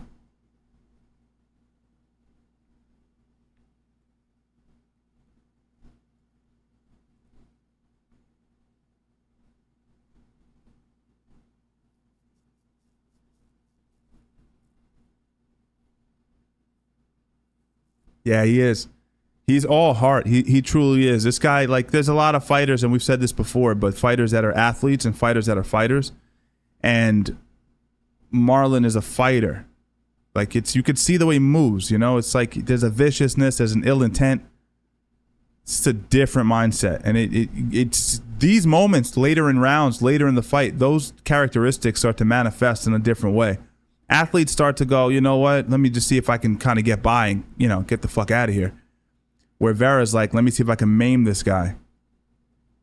But Figgy, I'm just saying, we got about three and change of the round left, and I feel like Figgy is maintaining a pretty good balance. But both guys have to figure out what they're going to do in the last 3 minutes of this round to really cinch it.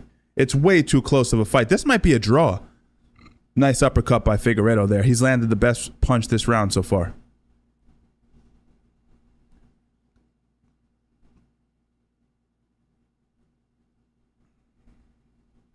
Nice body shot. Nice shot. Figueiredo off balance. Whoa! Figueiredo knocks Vera down with the right cross. He knocked him down. That was all Figgy needed. That was all. Figgy goes to the body. Figgy goes to the body again. What a right hand.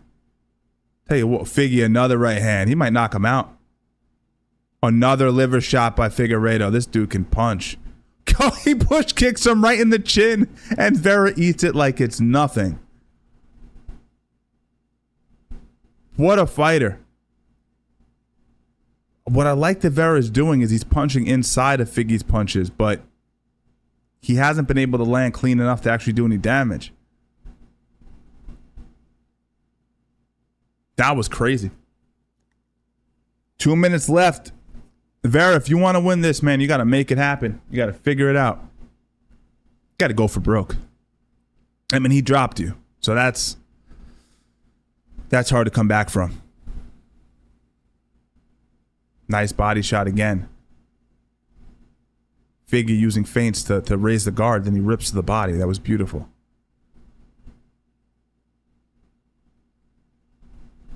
He has to anticipate that. He throws a hard leg kick. He knows Figgy's going to throw the same strike. Nice left hand by Vera. Can't seem to find a clean lane for his punches, though.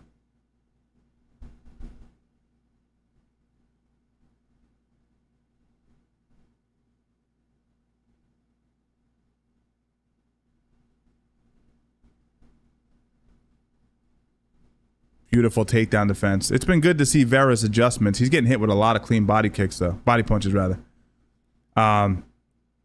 Figgy, I think you put these guys in a no time limit match. I think Vera might pull it off, but Figueiredo's IQ, like we were talking about before, is super high. He knew how to ride it, how to do just enough, and he's done phenomenal. But man, Vera's hips have adjusted to the timing for the takedown. Absolutely, it has. He looks good. Nice knee to the head. Figueiredo has a chin on him. He's been hit with a few clean shots, and he hasn't shown any effect.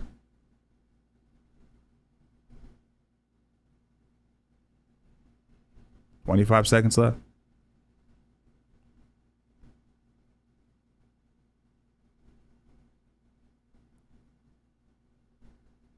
"15 seconds left. Nice body shot by Vera there.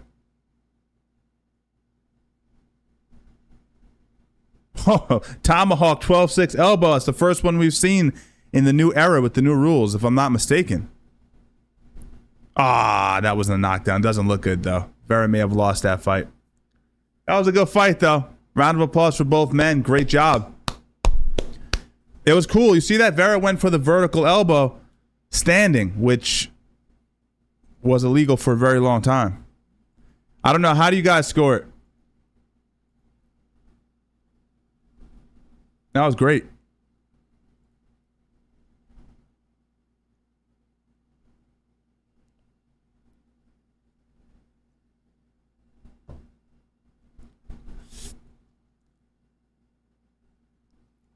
I didn't see that. That Cheeto has that tattoo. That's a little strange.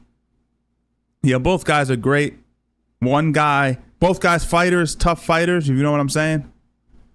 Dig deep type of guys. I do feel like if it was a 5-rounder, I'd probably think Vera would pull it off, but in a 3-rounder, which was my concern, his figure would get ahead in that first round. I didn't anticipate the right hand knockdown. He threw the punch, he landed it, and Vera went down. Yeah, I agree. Figgy pulled it off. Let's see if they get it right, though. I don't think they can mess this up. This is an easy decision.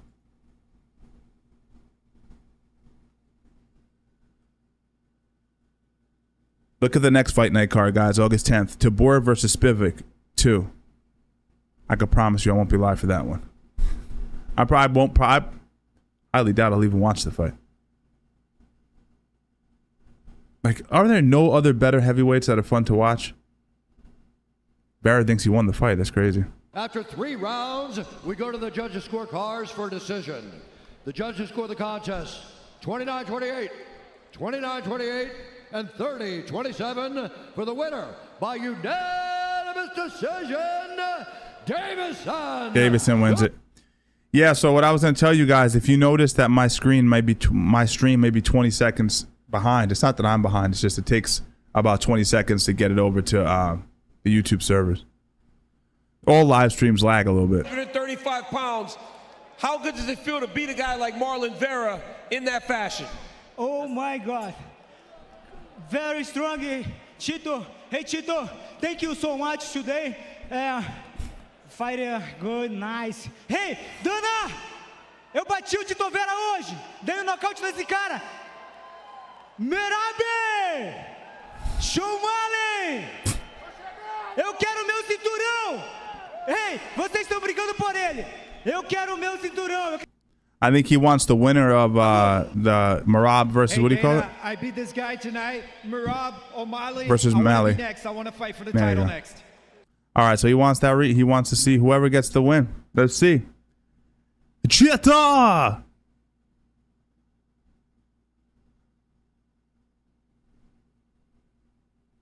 Right, that right hand, man. Vera saw it too, which is crazy. Vera took it right on the temple, and it just messed up his equilibrium. Shumali, bro, he called him Shumali. Crazy. Marabi. Just throw an E at the end of it, and that's your Brazilian. Marabi. Shumali.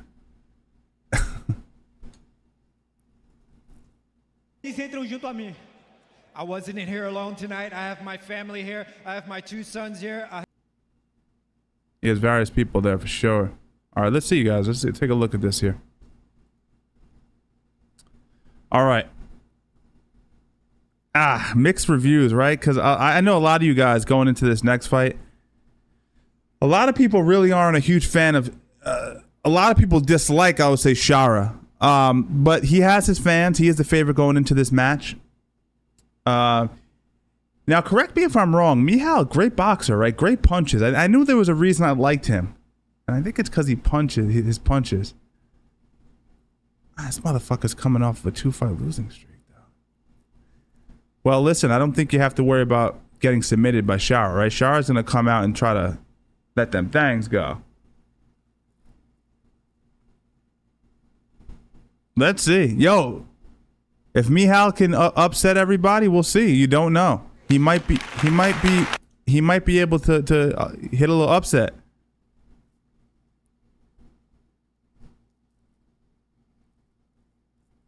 Let's see.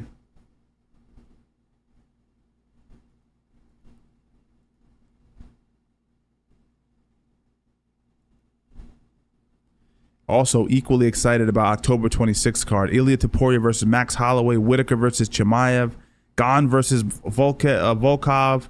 The rest I don't really care about. Jeff Neal versus Dos Anjos is pretty cool. Dan Ige's back. Let's go.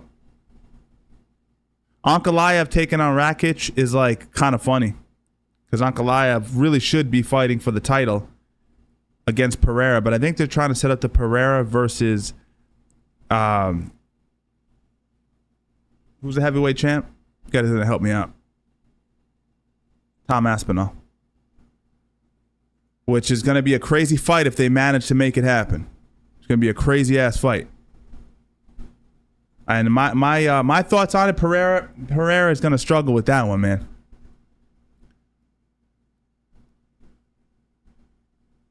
All right, Shara Magomedov. People either love him or hate him. I think he just starred in a movie as well, right? Didn't he just shoot a movie? Something like that?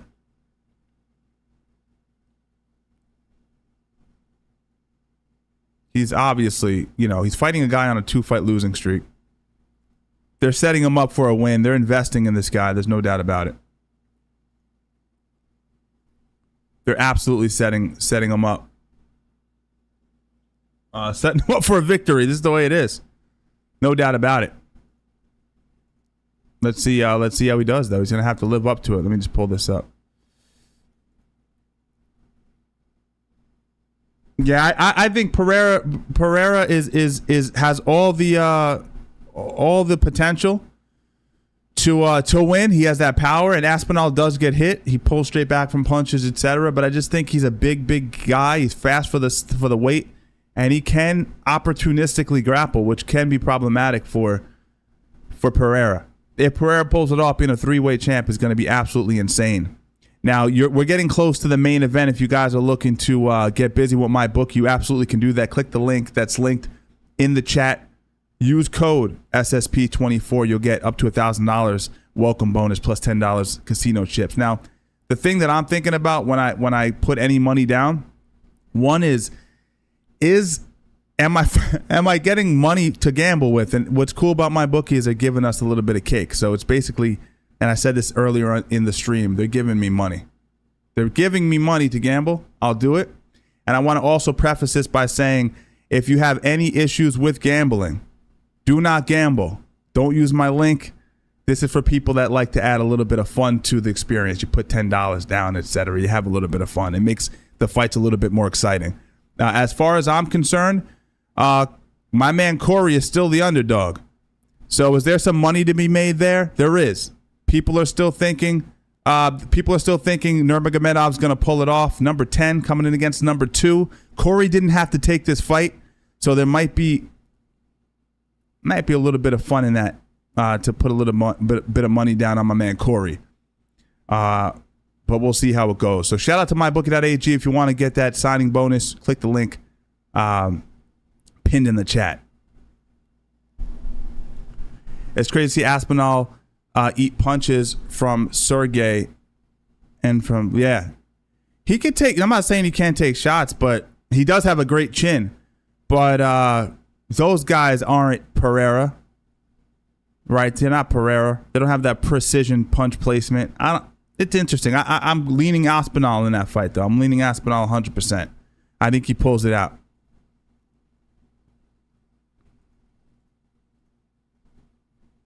And I'm hoping John Jones gets in there, guys. I want to see John get in there and get busy. I don't know what he's doing.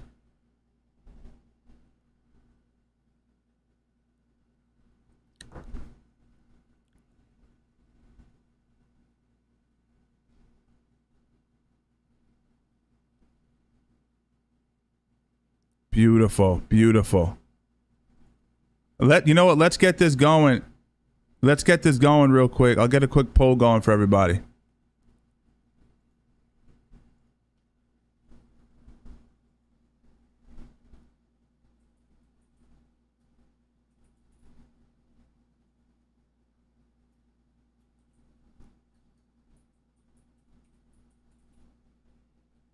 Excuse my spelling.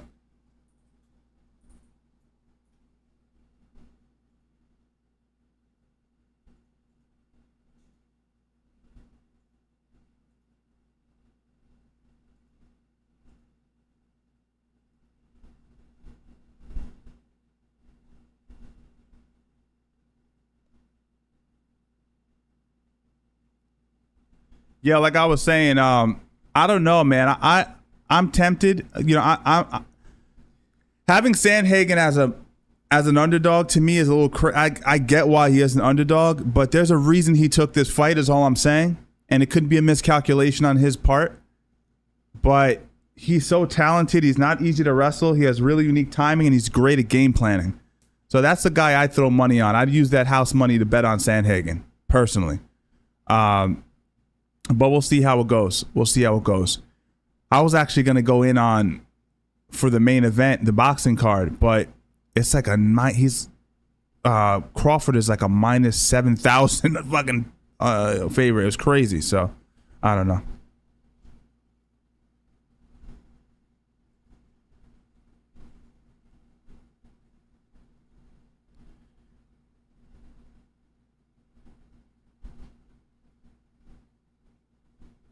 Yeah, I'm wondering if John's even going to fight. I don't know what's going on with him, to be quite frank with you guys. I'm not sure exactly. I don't believe he believes, and this is obviously a huge stretch for me, but I don't believe he actually in his heart thinks he can beat Aspinall. I think Aspinall is a problem for a lot of people, but we'll see. He's a talented guy, of course, even though he's no longer in his prime. But when I saw him move against Gane on the feet, and everyone was like, oh, it's an amazing performance, he looked clumsy out there, man. He threw a punch or a kick, and he spun. He did a 360. I was like, what's going on here? And he looked very slow. Coming in that slow against Aspinall is a very bad idea. Aspinall being a guy who also can wrestle real good. He's not easy to take down. So John might be doing the smart thing and just waiting out a fight with Stipe.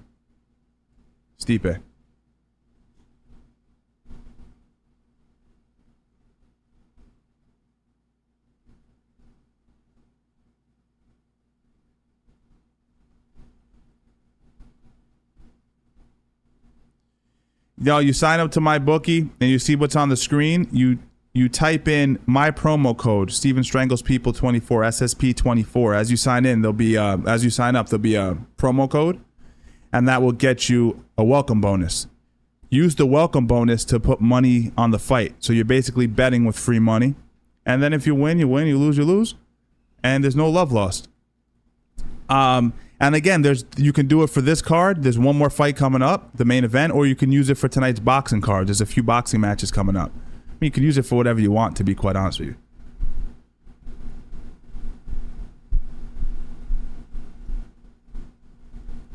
Again, guys, as you know, if you've been watching my channel for years, you know I don't do brand deals. I don't do them. We get about 3 or 4 new ones a week, and I'm very specific about who I work with. You know, I'm like, I don't want to overexpose myself.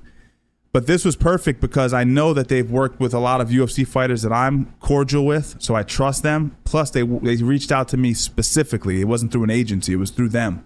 So I found that to be cool, too, and they juiced the pot. They said, hey, listen, we're giving them a welcome bonus. So I was like, all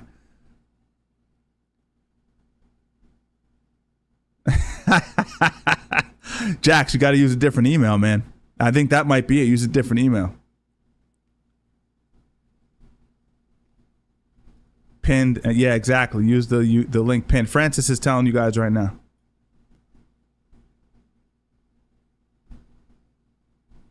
I agree. I think Gane is. I love him as a fighter. I just think he's he's a little bit of a one note type of guy. Great footwork, incredible precision on the feet, fleet of foot, fun to watch, but just such a deficit once he's put in bad positions, and maybe a little bit weak mentally as well.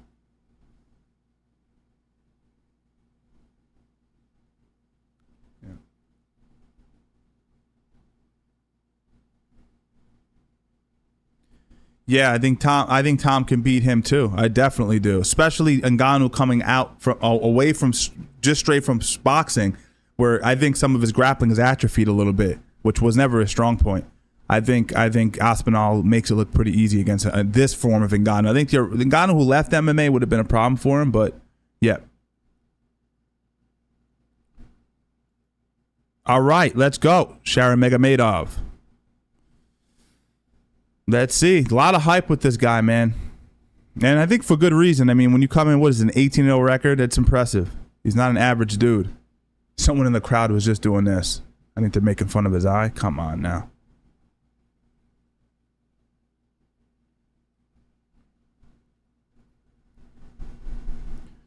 I like Michal, though. Michal, his opponent, great puncher. I enjoy watching him box in there. But he's dealing with a very dynamic opponent who is confident. Number one thing, he's confident. Round one, I forgot to put the timer on, guys. My bad.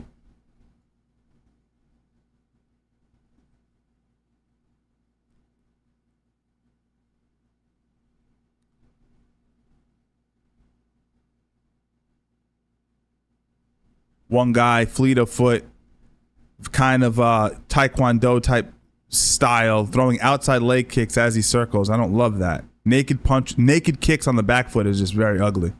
Michal might be able to land something on him. Let's see. Don't sleep on a guy who has that many losses. That's a lot of experience. He lands a left hand. Michal lands a left hand. I called it. All that kicking shit, man. That traditional martial arts kicking shit is for the birds, man, on the back foot. Michal walking him down like a real, box him. Force him to punch with you. Force him to, let's see what happens if you force him to box. Oh, he's looking for a jumping knee, guys. Watch for the jumping knee by, nice left hand. He lands another left hand, Michal does. He has very precise punches. Nice left hand to the liver there. I'm not a huge fan of this guy's style, man. Magomedov. I'm not saying he won't pull off a really quick jumping knee knockout, something dynamic, but there's a lot of holes in this guy's style. He's throwing kicks off the back foot almost exclusively. That is ugly. Ugh. Don't get me wrong. He'll fuck you up. He'll fuck you up. It's the reason he's undefeated. Don't get me wrong. I'm just saying, from you watching it, that makes me nervous for him at the top level.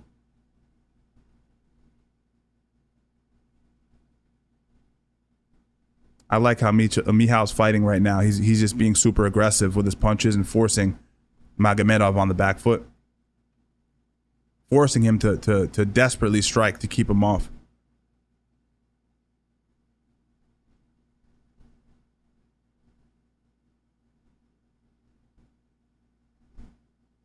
Oh, that must have hurt him. He threw an inside leg kick, got a response. Beautiful jab, right hand, left hand to the body.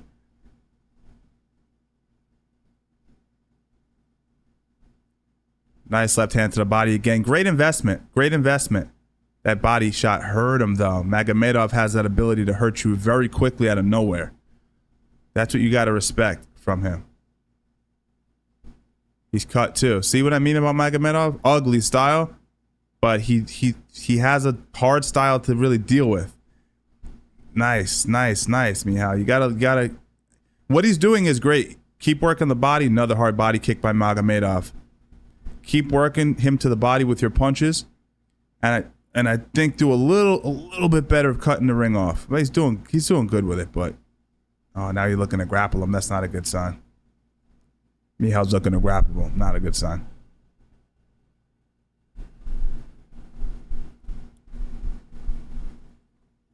Bad cut on the side of the head. Nice left hand again by Michal. Magomedov, though, is tough mentally. He's eating really hard punches, and it doesn't seem to have any effect on him.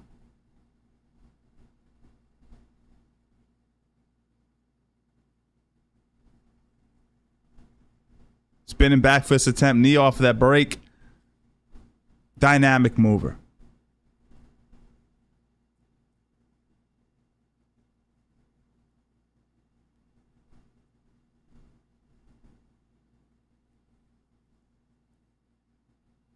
Oh, throwing inside low kick, shin to shin. Never good to see.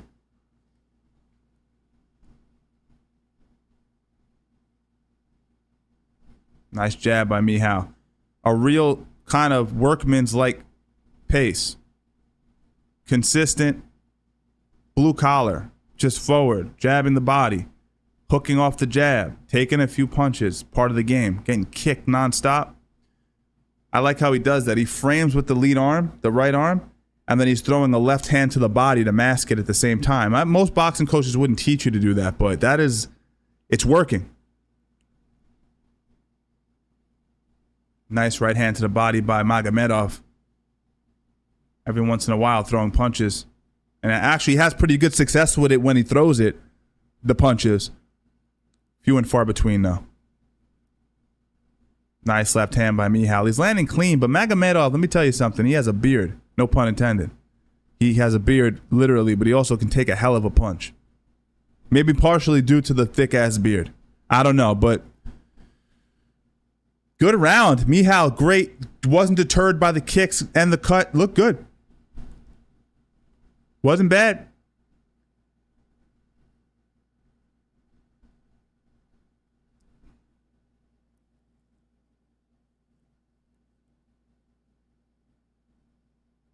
Yes, Jax, listen, if you have any issues with the gambling at all, like I told you in my plug, stay away.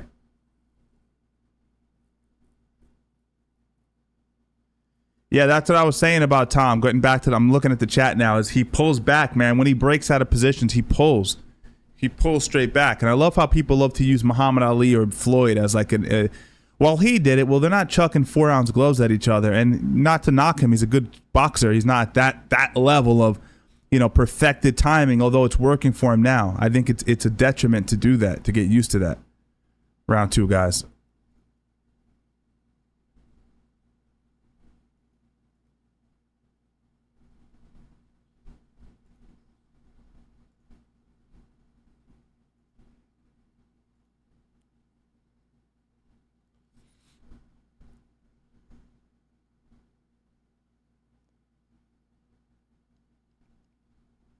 Yeah, no, it's not a bad thing, man. If you can't gamble, it's not a bad thing. Same pace coming out, coming aggressive on the front foot by Michał, looking to land clean punches, and Magomedov doing what he does. I'm not gonna lie, I can't say Michal's last name. There's no danger in me even attempting it. Nice left hand to the body. But see, as he threw a left hand to the body, Magomedov threw like a lead elbow. Those are the things you got to be careful with from him. It's when you're throwing a traditional strike, he's throwing some weird, unorthodox stuff. See how he does that? He grabs the wrist, elbows off the wrist grip on the lead side. And when you're conventional fighting a southpaw, the distance for that lead arm is a lot shorter. If you guys know what I'm getting at. If you look at their stances, see how his lead arm is a lot closer? So beautiful. Let's see if he grabs the fence. Magomedov being a cheat. There we go. He's good, though. There's a reason he's undefeated, man. He knows how to stay alive. Nice elbow off the break there. He's getting hit with punches, but damn, he wears them so well. Nice stiff jab. There's a reason. What is he, like master of sport in Russia as well? Nice right hand counter by Magomedov. He's one of those guys you think you got him, and then you realize pretty quickly you're confused. He has many different looks he can give you. That's another one of his strengths. He can look one way going backwards. He can look another way going forward.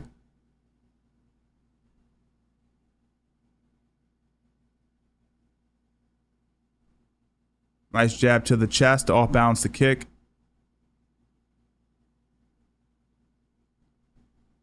I think he opened up another cut on the left side of Michal's face too, guys. I think we have a little bit of a cut there. I don't know if it's above the eye or not.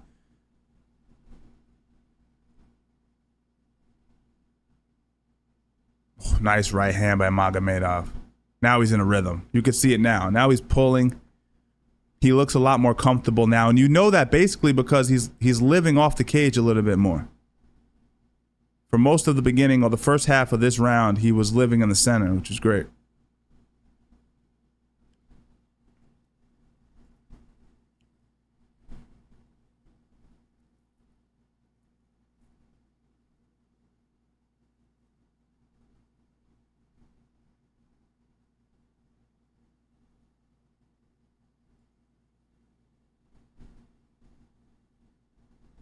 Nice body shot there by Michał.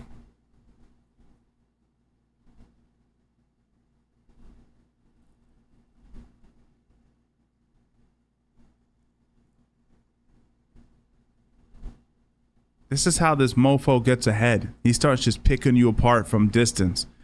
Body kick, low kick. And you don't realize his punch stats are going up, and he's just chipping away at you the whole time. He's not landing brilliant combinations. It's just one and done. Boom, boom, boom. And, you know, the wear and tear is there. You look at the kid's face. He's diced up now.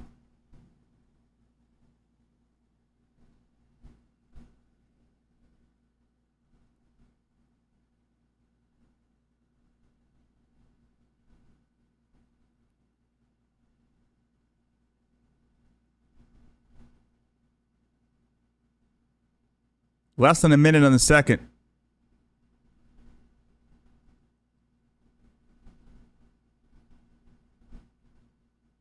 Hook, turns him. Pull counter, right hand. Right hand to the body, partially blocked by Michał. Goes high with the head kick. Can he get the takedown? Damn, he gets his back. Michał tabletops the single leg and manages to get to the back, but it might be a little late, if I'm being honest. He has 30 seconds to work, and he doesn't really fully have the back.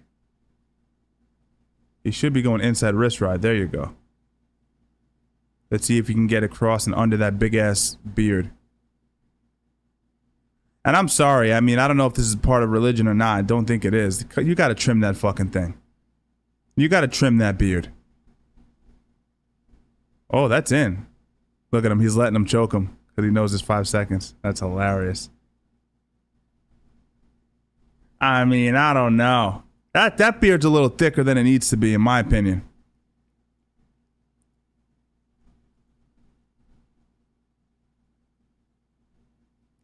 What happened to him? What happened to him? Someone hit him. I missed it. What was he saying?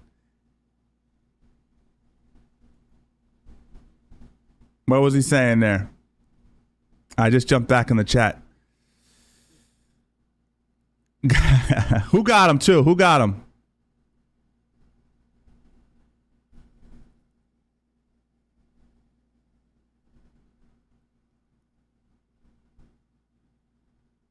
Oh, Giraffe got him? Oh, it's Jax.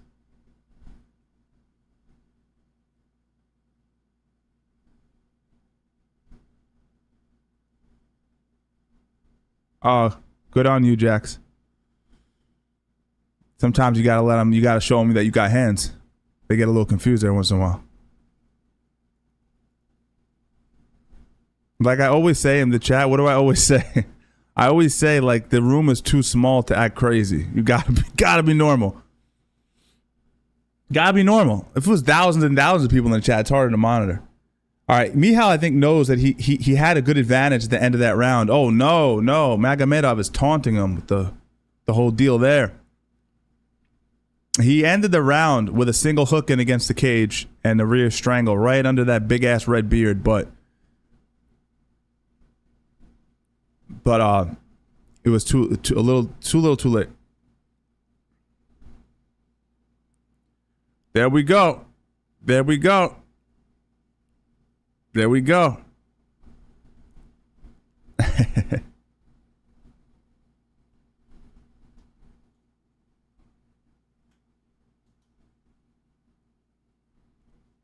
Magomedov doing what he's been doing the entire time, just kicking him, gradually chipping away, stealing the round.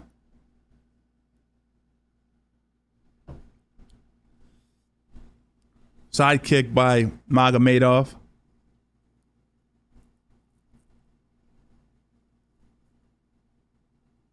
I'd like, you know what I'm not a huge fan of his style personally, but what I like about his style, Magomedov, is his use of the lead elbow.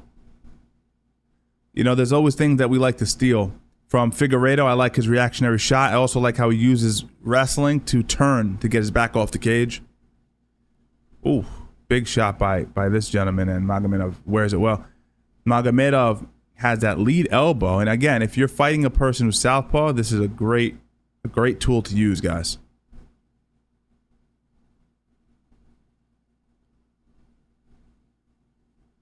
Yeah, he's in my opinion, and no disrespect to his opponent Michal here, but Magomedov is just on a slightly higher level. You know, but he's tough. Michal's tough. When it comes to standing, like he's been in it the whole time. It's not that he's not landing strikes. He's being very effective, but just slightly less effective.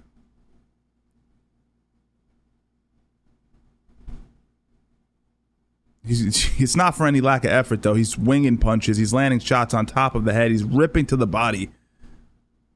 Nice knee to the body by Magomedov. Ends it with a question mark kick.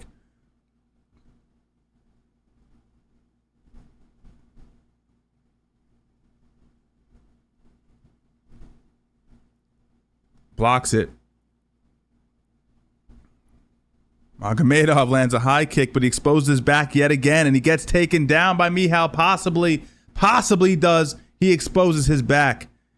Can this be enough? No. Magomedov uses it to wall walk. He's back up. He hits a spiral attempt to take him down. Tries to step behind him, but not enough. Magomedov showing really good takedown defense there. He needs to go single leg. See how he's going double leg here? I know he's tired. You know, I'm not trying to shit on the guy here. He's tired. But you got to go single leg double there. And Magomedov is tough. You're not just going to be able to just take him down easily off the cage. See how he's going double here? Go single, man. Single. Get him hopping. Narrow his legs. Then switch back to your double. You got to narrow that stance. He's too wide.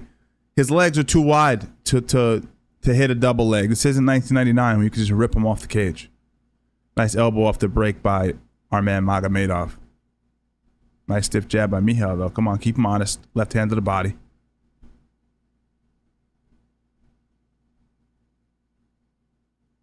Kid is good.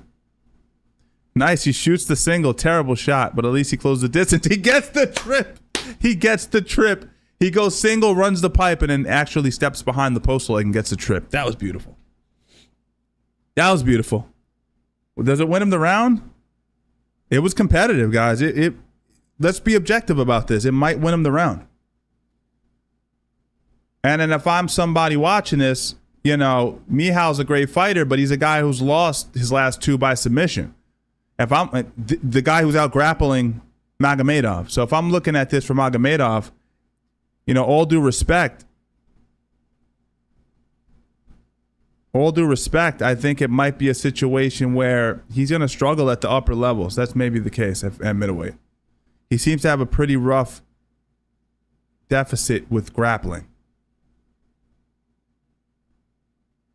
I don't know if Michal won even one round, though. I'm being generous with that. What are you doing?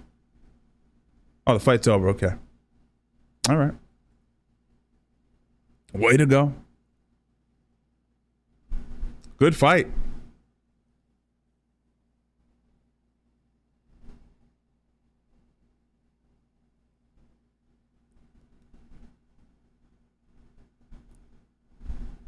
They hit him again? Damn, they hit him again. They got him again. I missed it. What, he came back in throwing bombs again, huh? That's too good. That's too good.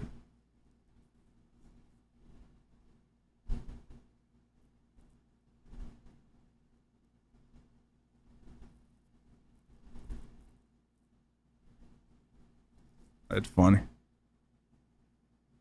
Yeah, I was going.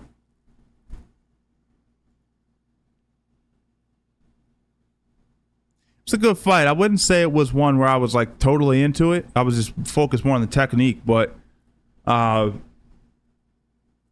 I don't know. I don't know if Magomedov does that well at the upper echelons. I think his deficit with the grappling looks severe. He looks like a blue belt on the ground. I'm being honest.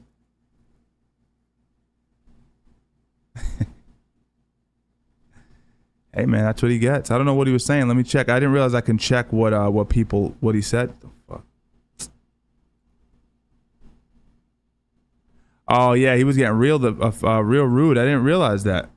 Thank you guys for handling that there.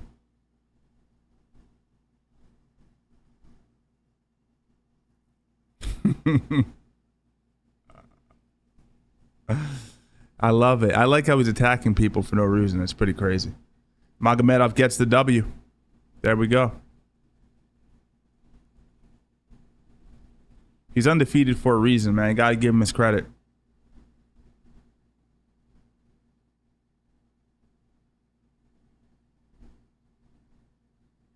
I'm rooting for Sandhagen, and I'd like to see him win. It's an uphill battle, like I said before. He's not the favorite, but there's a reason he was the only person to take this fight. Nobody wants to fight Nurmagomedov. It's not a fight that people are lining up to take, but he wanted the fight. Sandhagen sees something in this guy that he thinks he can beat him. You gotta respect that. Like I said, going into tonight, there is a big boxing card on. I got the thumbnail ready. I'm not saying I'm definitely going to go live for it, but I'll keep you guys posted.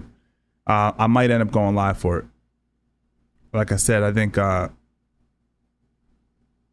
is this frozen?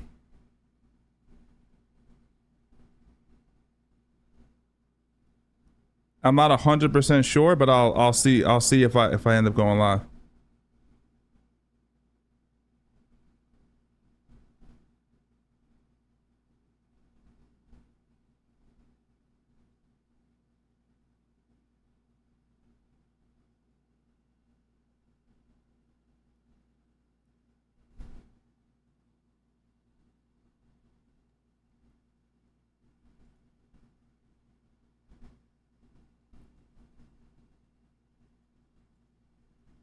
Islam in the crowd. There we go.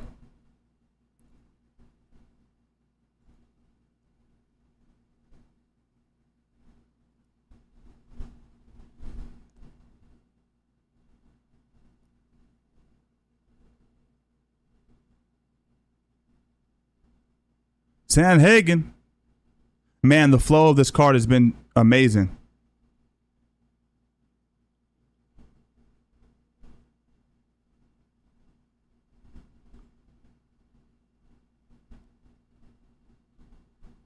All right, never mind. We're back. Josiah, we're going to give you another chance, man. The moderators are getting heated at you, man. You're coming in so heavy-handed. So it's up to their discretion how they deal with you. What do you have to say, Josiah, for yourself?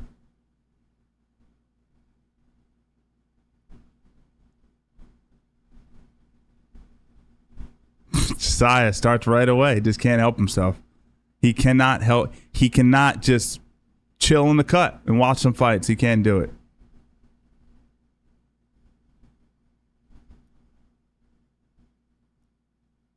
Who called out Nick Diaz? I can't hear the audio. Yo, Jax went in right away. Oh man. Wow. That's so funny. I think he's retarded. I really do. I think he has some severe learning disability. I think that's what it is. It's not a bannable offense. I'm looking for someone to ban, by the way. Tom got away. CNN Tom got away, man. I was looking for that. Yo, my man, Brave, thanks for the one gifted membership. Appreciate you, man. And D-Harv gets the one gifted. Unfortunately, my on-screen stuff isn't working for some reason. Yeah, sometimes you got to treat them like you got to treat them. Josiah's tripping.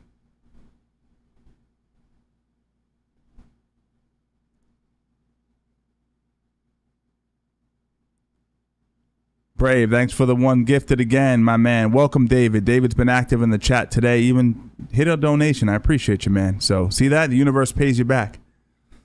Welcome. Appreciate you, Brave. CNN is an immediate ban.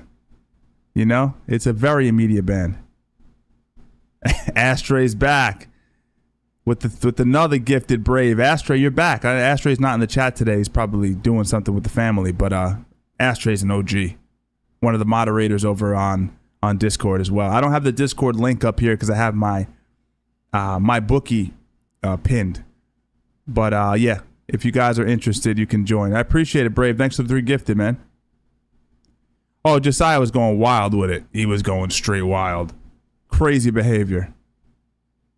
Stalking women. He just wants to do stuff like that. Yeah, that's fine. It's like, you know, he's just being a troll, but definitely time out for sure, because we're like a bunch of guys trying to be normal here. But fucking Tom, guys. If you weren't here at the beginning, Tom was out of his mind. Truly out of his mind. Tom was out of his mind.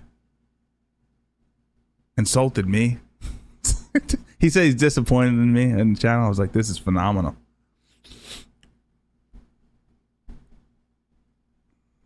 All right, let's go. Nurmagomedov with Khabib in his corner. This is going to be great. It's going to be great.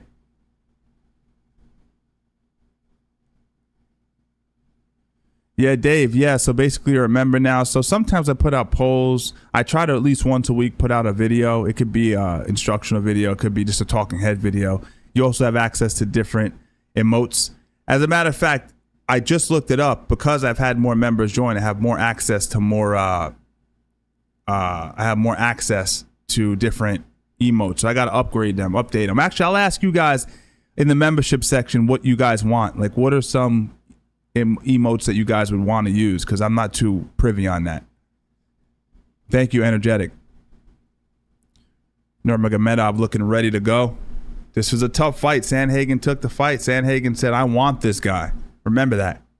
He said he wanted this fight.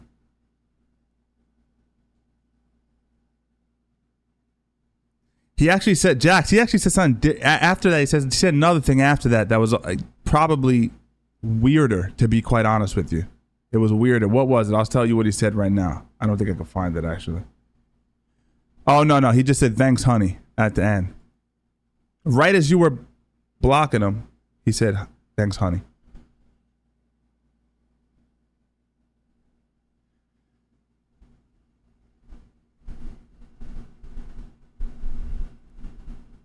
All right, main event, guys. Not a very popular card. Not a lot of people obsessed with it, into it. But I tell you what, this was a sleeper card. And this fight should be the goods. Umar looking ready. 17-0, undefeated with 7 wins by submission. Best strike absorption rate in the UFC in his respective division, if I'm not mistaken. Come on now.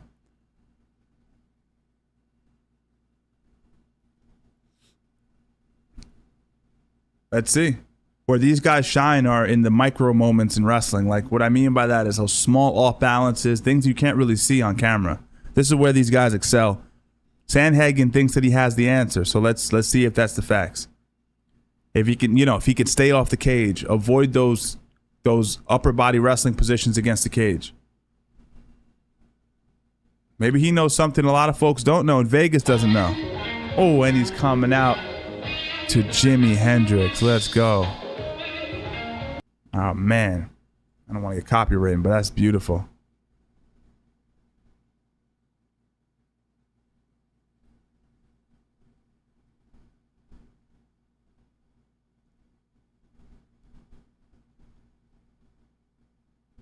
Yeah, I agree, Dave.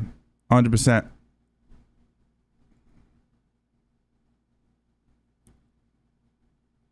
You guys are right. A lot of people in chat before with Tom were saying free speech, free speech. I was like, man, I am a proponent of that. But, ad hominem attacks are usually where I draw the line there. All right, let's go. Let's go. Corey's looking ready. Oh, I just got an update from UPS. The package has been delivered. The gold plaque has been delivered. We won against YouTube despite all, against all odds. All right, let's go. That's a reason for a celebration. Round of applause. Yeah, it got delivered. Yep. Come on, come on.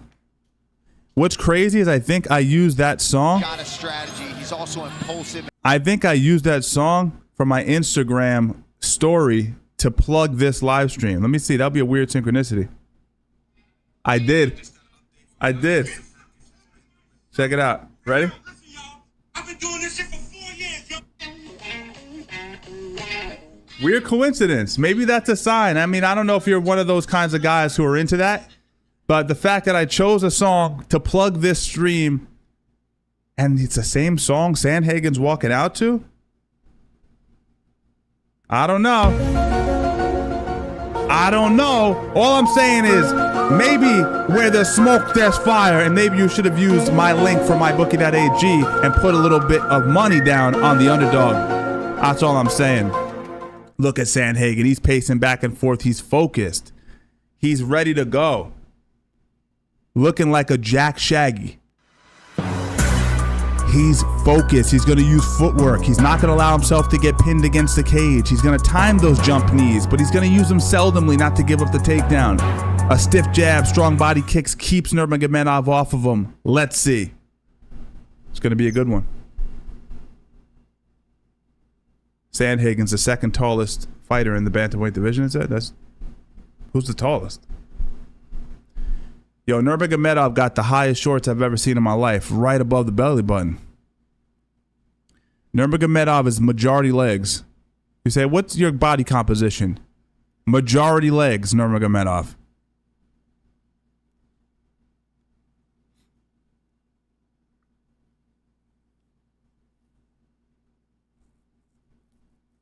Yeah, man.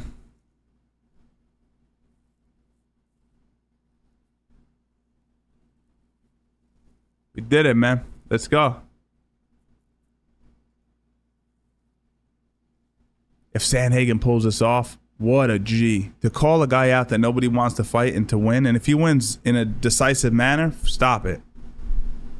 Stop it already.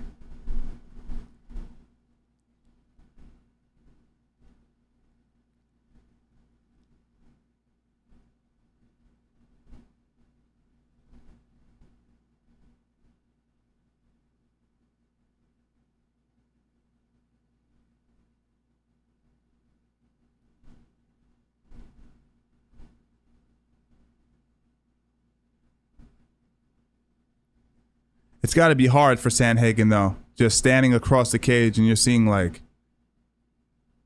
some royalty, right? Khabib, you're seeing Javier Mendez. You know this kid is prepared. This Umar cat is prepared.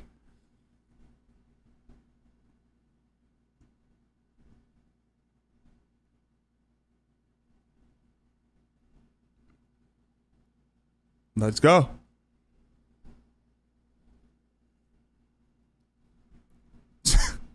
Sandhagen. It's a guy in high school you never thought, right? You never thought if you hang out with Sandhagen, you see him at the lunch table, that's not the guy you anticipate to be. Oh, it's a good stat. 1-2 as a UFC dog. So I don't know. His track record's a little strange. It's not enough data to really make any logical conclusion about that, but he has lost twice as an underdog, which isn't a great thing.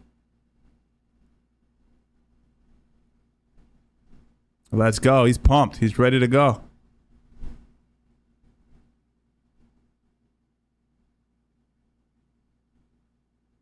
Come on, Sandhagen.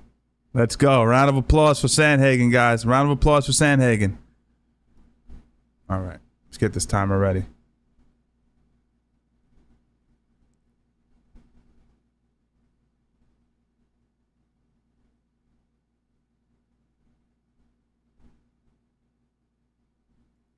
Yo, Dave, thanks for the $1.99, man. All right, let's get it. Let's get it. Both guys are out. Sandhagen on the front foot. Coming out conventional. good movement side to side as he comes forward. Nurmagomedov with a really sneaky kind of lead leg question mark kick there.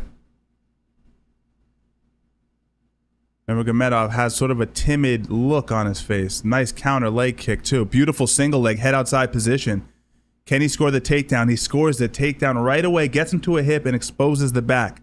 This is what these gentlemen do very well. He already has the hooks in, guys. He already has the hook in. Good job fighting there. Good job fighting there by Sandhagen. And he gets away. Fights the hands. We were talking about that earlier. You have to keep your opponent's hands disconnected. Nurmagomedov, so good at wrestling and chaining his takedowns. That was next level. Nice left hand right away by Nurmagomedov. He has to be careful, though, as he's backing up. Sandhagen's throwing a low kick, and he's reaching for the low kick. So if Sandhagen decides to throw a head kick, it's going to land. Remember what I just said. That's not the first time.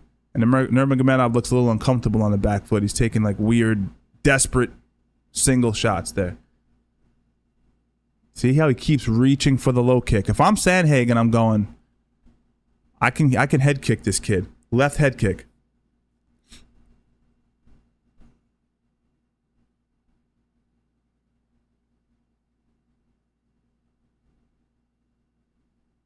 Nice shot again. Head outside position. Can he finish it? Oh, good defense. Good defense by Sandhagen there. Let's see. Gonna run the pipe. Is he gonna switch to a lift? Oh yeah. Beautiful. Whips it up. He's trying to whip it up, but I tell you what, Sandhagen has gotten much better at wrestling. Beautiful defense. This is why it was comfortable, because he knew he could stifle those takedowns and he can gain confidence off of the defense. The fucking great job by Sandhagen in the first round, but you got still respect Umar. Don't get overzealous. Getting a little exuberant now. There you go. There you go. Thank you. Just gonna watch the main event, then we'll do it. There you go. We got 4 rounds left. Yeah. Nice outside low kick.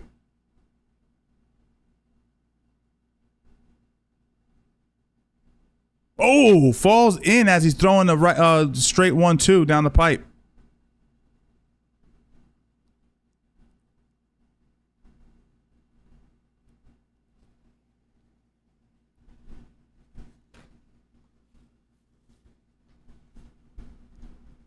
Left hand there. Glances off of Sandhagen's dome piece.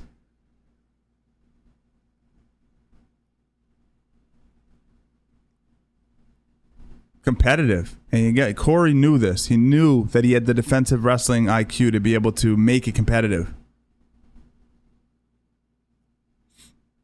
Nice low kick. Outside low kick there.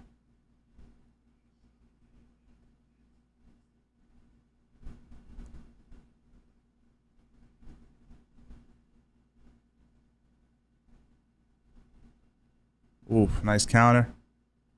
Nice job there by Sandhagen. Outside low kick.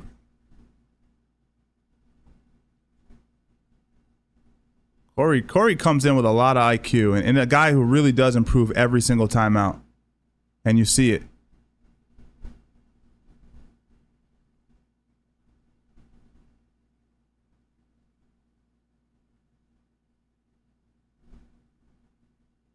He also has a huge frame, let's be honest here. Nice shot. Beautiful. That was reactionary. Don't expose your back.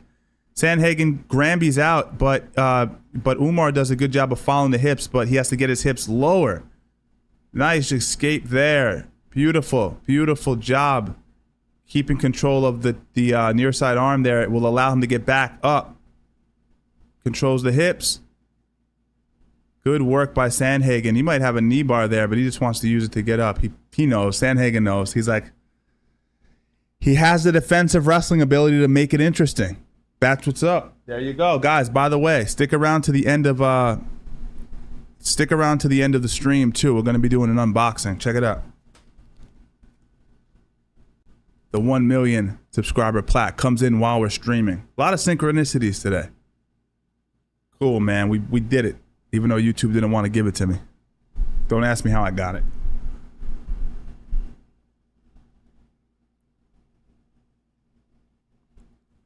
That's a Sandhagen round. Telling you, you would have used my book at AG. With free money, you would have made money. Speaking a little too soon. Umar might still pull it off, but it's looking good.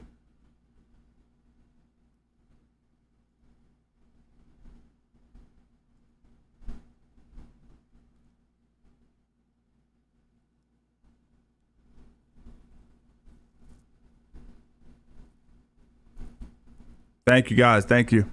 Let's get ready to hit this timer here. I'm going to try to time it. Come on. All right. Umar, what adjustments can he make if we're talking technically? He has to figure out how to not jump the gun. If I was him, I wouldn't. Like, we know every time we take Corey down that he's going to go belly down and try to stand up. I wouldn't throw the hooks in. I continue to wrestle from chest to back position. Explain what that means is I'd focus on keeping Corey's hands on the mat. Every time he throws the hooks in, he's losing position. He's getting himself into a position where now he's losing control. Beautiful throw by there. Now see here, don't throw the hooks in. No. Don't throw the hooks in here. Just wrestle him from here. That's what you want to do. Keep him belly down. Keep his hands on the mat. Excellent job by Corey. What does he do? I think we've learned a lot today during this stream. What did he do really well? He separates the hands. Beautiful counter left hand by Corey. He's fighting the hand so well in that rear body lock position. He just can't hold them. Lot to be learned watching this. And it's no disrespect to Umar. He's doing great. He lost a few positions because he's looking for the hooks.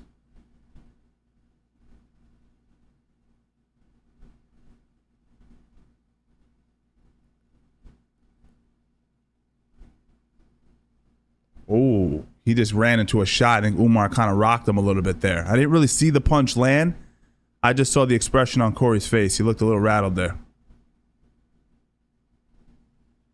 Got to be careful with Umar. He can take a hell of a punch, and he has like that weird deceptive placement.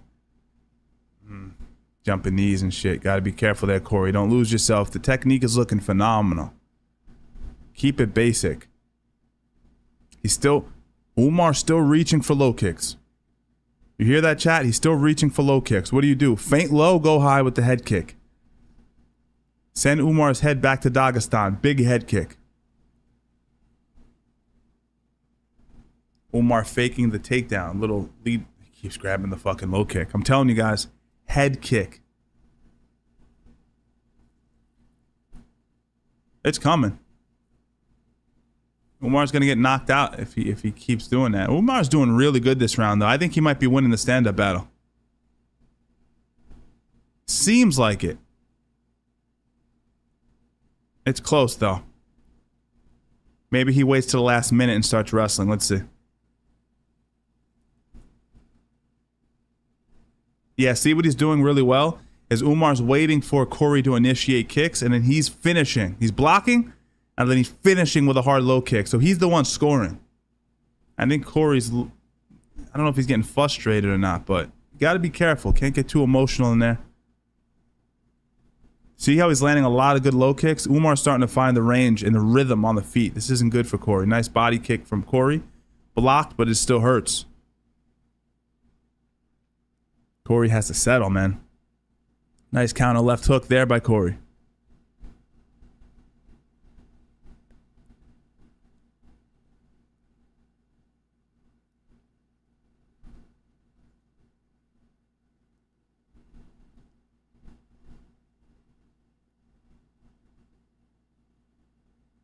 Minute 24 left, man. Tough round to score.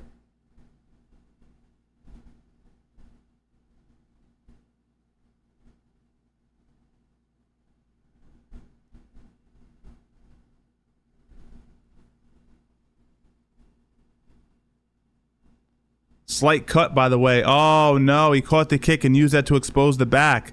Beautiful. Chops. Keeps going for the fucking back and the hooks. Guys, you're watching me right now. I'm telling you this. He keeps trying to throw the hooks in. This is not a good strategy because what Corey does really well is he gets his hips above Umar's. So it makes it hard for him to secure. He might be going for a twister here. Oh, no. He uses that to get his hips above and behind. Beautiful. That rear strangle might be in. He ends up in a crucifix position. Excellent job by Umar. Umar follows the back looking for the rear strangle. Can he get his arms behind his? Yes, he does. He gets both hands behind the armpits. Step behind. Step behind. Maybe step in between Corey's legs. Use that to shuck him forward. Corey does what well, guys? Beautiful outside trip. Nice job by Corey to get back to his feet. But I understand what that looks like. Oh, good job, Corey. But good job, Umar. He forced those positions. And he did well. Just a few mistakes he's making. And they're not even mistakes. End of the round. Great round. It's not even that they're mistakes. You know what it is that he's doing that's bothering me? I'll say it again. He keeps throwing his hooks in. Stop throwing your hooks in. For me to take your back, I need my hooks in, meaning my hips have to be slightly higher than yours. Corey's immediately scooting and getting his hips above Umar's, which is making it hard for him to maintain control of the back. I mean, you know.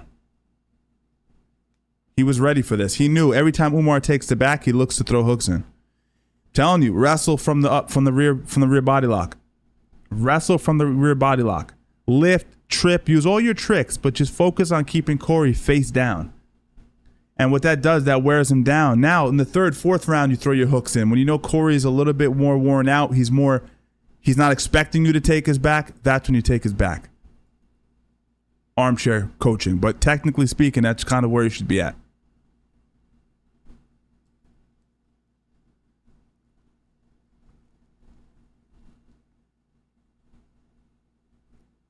All right, we're out. I forgot to set the timer again. Jeez Louise. Whatever. We're in the third round.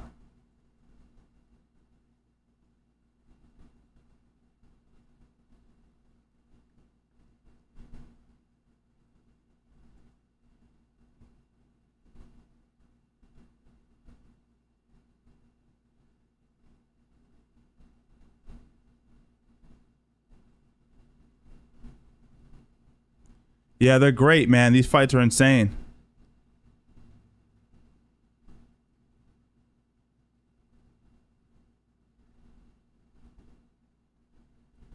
Guys, the head kick, I've been calling it since the first round. I've been saying it the whole time.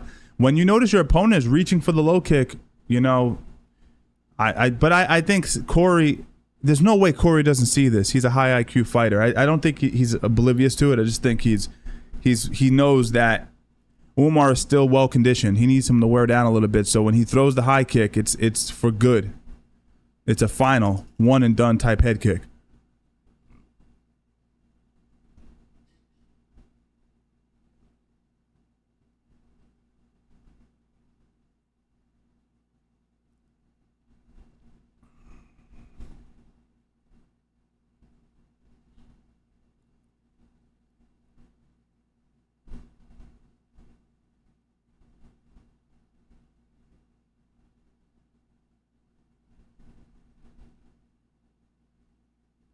What's the scores look like, guys? What are you thinking?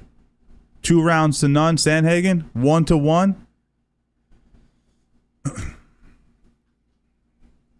Umar settled into the fight a little bit. He looks a little calmer. I think he'll do better if he calms down a little bit. The first round, he was a little desperate. He was all over the place. If he just settles in a bit, I think it'll be good for him. Still reaching for that calf kick. Still.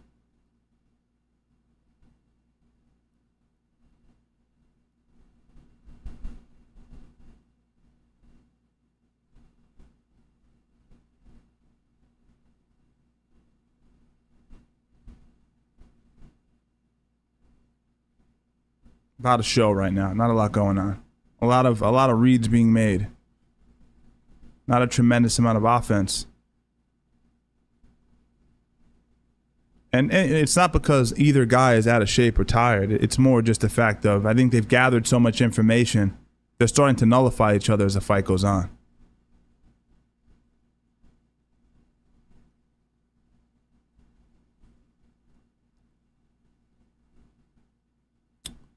This is that turning point round where and it's energetic shifts. Now, beautiful shot there. Can he get back exposure again? He does. Excellent. Don't go hooks. See how he walks to the cage? You can't allow him to walk to the cage, man. And don't get me wrong. I'm rooting for Corey, but seeing grappling opportunities get passed up on is kind of rough. I don't think Umar anticipated Corey being able to fight the hands that well. I don't know if he's attacking the thumbs, which you're not allowed to do, or the knuckles, the fingers. He's getting preemptively to those grips, not allowing Umar to connect his hands for very long.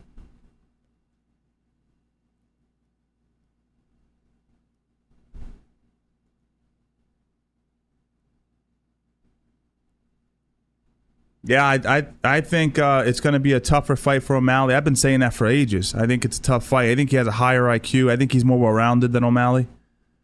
O'Malley's good, though. It's a tough fight. But O'Malley has a lot of advantages physically over his opponents where he wouldn't have the same advantages on Corey. He wouldn't, right? Size-wise. But, and Corey can grapple. We've seen him be offensive with his wrestling. It's very impressive when he chooses to wrestle. He knows he can't do it against Umar. Nice left hand to the body there by Umar. I'll be honest with you. I think Umar versus O'Malley is a good fight. I know you're seeing this going, what do you mean, Steve? Corey's so ridiculous at scrambling and hand fighting. O'Malley's good defensively, but I don't know if he can chain his defenses the same way. So I think Umar could actually probably be a little bit of a headache for O'Malley. Beautiful takedown again. Let's see what he does. He Granby's out, but see how this is what he has to do. Settle his hips nice and high, and he has to just ride chest to back. What Umar's trying to do right here, guys, in the last 10 seconds is not lose that chest to back connection. He's trying to maintain that, and he's losing it because Sandhagen's keeping control of the centered foot and getting his hips nice and high. Really good. I don't know, man. This is a tough one to score. It's so competitive on the feet. It's tit for tat. No one's dominating on the feet. And the one being offensive, even though it's not getting many results, it's still Umar. You are in, what are they, in Dubai? They're in Dubai, right? Or Abu Dhabi, one of those two. So that can't be good for Sandhagen. Sandhagen has to make sure he wins this definitively.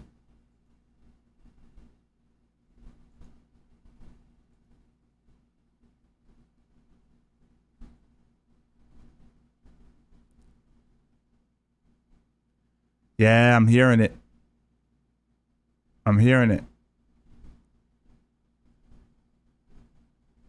Yeah, this is a hard one for me, too.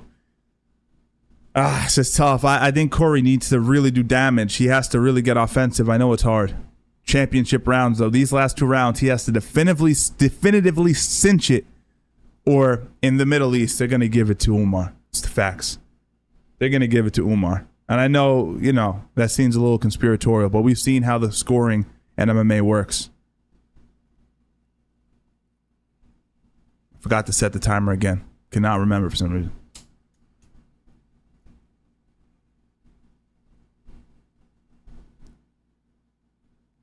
Nice head kick by Umar. Quick. It's blocked.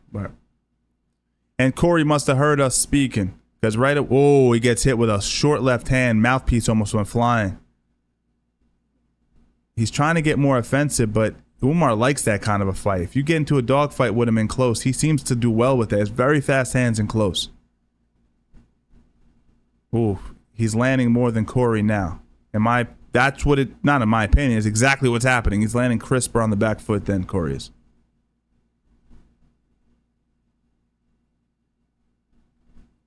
It's one of those fights where maybe Umar wins, but no one lost. Or did he really win? I mean, he won, maybe, but this is so competitive. Micro adjustments being made on the fly. Good job. 1 for 1 on the lead arm by both guys. Corey eats a jab, throws the hook. He's trying to find an entrance to get his combinations going. Umar's starting to pull ahead slightly now.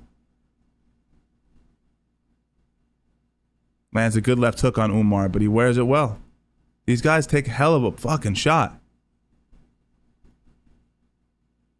Corey's forcing it into more of a brawl because he knows he needs to do damage. He's just so sharp, this guy. But he's putting himself in danger when he does that.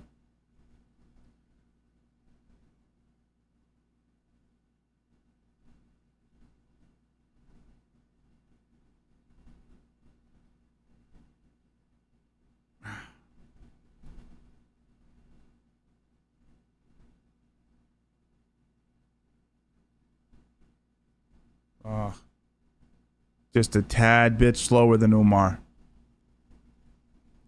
Just a tad bit. The advantage is to the guy who's countering because he has that ability to make a read while you're closing distance. He just plants his feet and lets his hands go. He doesn't have to deal with the forward, right? The forward movement. He plants and punches. He has the advantage in that instance. It's easier to anticipate a guy coming forward than it is to a guy who's just standing still.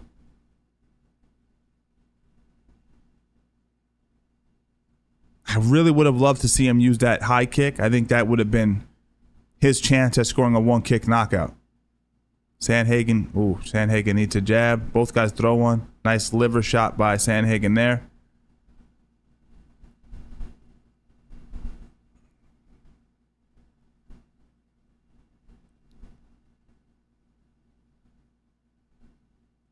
Tit for tat. Umar stealing the round. And it's coming down to just single punches. Single punches. Tit for tat.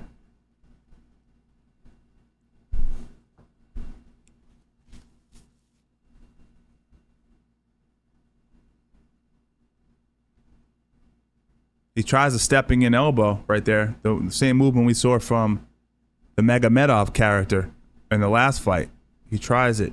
Corey does, but just a little short on the lead elbow. Again, what did we say? The lead elbow works well. Step in, lead elbow, when you're fighting a guy in a mirrored stance.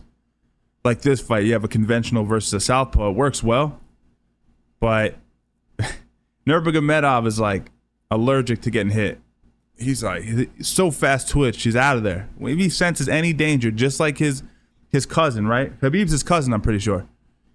He's so sensitive to any kind of damage that they're actually hard guys to fight in that regard.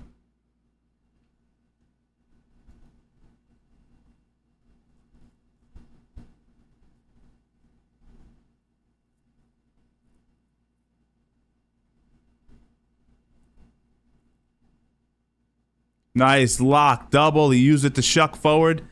Umar's timing on the takedown is just ridiculous. And now our man here is a little more tired, right? Corey's a little more tired. Does that mean he struggles with getting back up? He's not hand fighting as much. And this is what I wanted to see from Umar. See how he keeps tilting him down? Nah, again, he's allowing this to happen. This is no good for me. This is no good. Yeah, oh, beautiful, beautiful. Keep wrestling, keep wrestling. Now he has Corey in on a single as he defends and pressures the head. This is dangerous for Corey here because Corey, end of the round. Umar steals the round. Corey says fuck as he walks back to the cage. He knows that the fight's slipping between his fingers. He's going, why did I call this freaking Dagestani out? I should have waited until I won the title, or he won the title. It's a bad idea.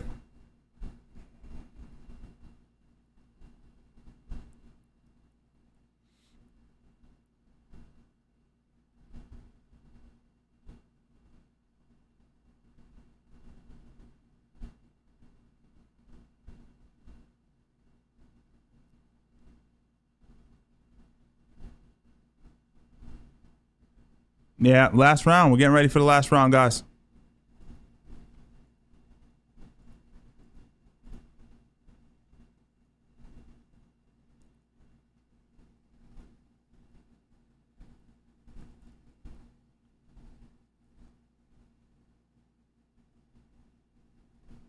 Corey in between a rock and a hard place against the Dagestani. Can he do it? Everything's riding on this fight. A title chance, an opportunity to fight for the title is riding on the line here. They got Sandhagen at plus 900 on the live odds. Nurmagomedov minus 1850. Well, we know exactly where the fight's going, where the energy is. Nice stiff jab. Nurmagomedov looks like he hasn't been in a fight. Both guys are incredibly well conditioned, but I mean, Sandhagen looks really good right now too. I mean, you would expect him to be breathing a little bit. This is the highest level of MMA we've ever seen. Super athletes. One mistake though, right? All we need is one mistake. Goes hard with the leg kick.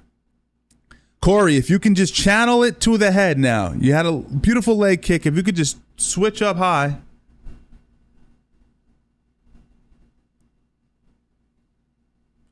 Nurmagomedov is looking to create an exchange where, oh, nice, he shoots. Didn't expect that, but punches off the single. Very good by Corey. Umar just, I know what he's looking for. He's looking for an opportunity to get back in on those hips and lock his hands together. He looked a little bit better in the last grappling exchange.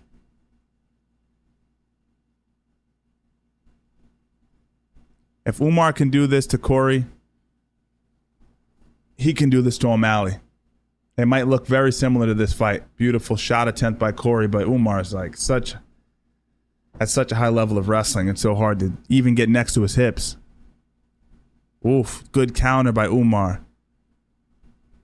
Starting to pull ahead a little bit on Corey. Heartbreaking. Heartbreaking. We were rooting for you, buddy. Corey, he did everything he could do. It's like, oh, Umar throwing hard leather to counter. He just fought a guy who seemed to be just a step ahead in most cases. And a guy who has multiple tools. It's hard to fight a guy who can strike, who has good, intelligent distance control, and can wrestle his ass off. Look how smooth that single to back control is. How the hell? Do you know how good you have to be able to anticipate and get in on a guy's hips that quick? It's hard to even explain. Ridiculous wrestling. He's going to scramble up, but he's not going to. Corey, you got to move more urgently, buddy. You got to. Triangles there. Umar gets the right arm back inside the guard. That was so close. That's what Corey was waiting for, too. He was waiting on his back to try to time a sort of opportunistic submission. Umar knew it was coming, though. He knew it. He just stole the win. This is not the same Corey that was looking for to stand back up and hand fight. This is a guy who kind of accepted the bottom position. Doesn't look good. I mean, in a real fight, we're not talking about MMA. Let's have a little bit of a thought experiment for a second. Let's talk shit. This is it's not, what he's doing isn't horrible in a one-on-one fight with no time limit. But this is the last round, Corey. We got to move. He's creating scrambles now the best he can. He's giving up a rear triangle. Has to be careful here. I don't think Umar is too experienced with rear triangles like this. I think he's more of a control-based guy. So I doubt he'll go for that. But now we have an uncontested. Oh, no. He scrambles up. He scrambles up. He scrambles up. He scrambles up. Up. Steps around the leg. Can he? What does Umar do so well? Umar gets both of his arms behind Corey's armpits. Good scrambling by Corey, though. He's doing his absolute best. Oh, he limp legs to top half guard. Damn, so much good technique in this fight. Damn. What a pleasure to watch these two guys fight. This is incredible. Corey, all heart, doing everything he can. Called out the toughest fight in the whole division.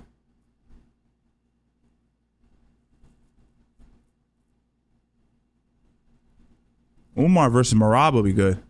I just think the grappling advantage in terms of jiu-jitsu on the ground. Umar's jiu-jitsu is really good too. And he has superior striking.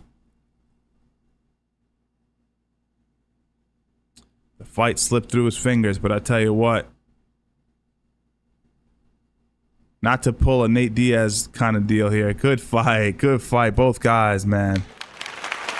Not to pull a, Nate Diaz type line here, but no time limit. You let Corey just fight. Corey's all time, man. So talented.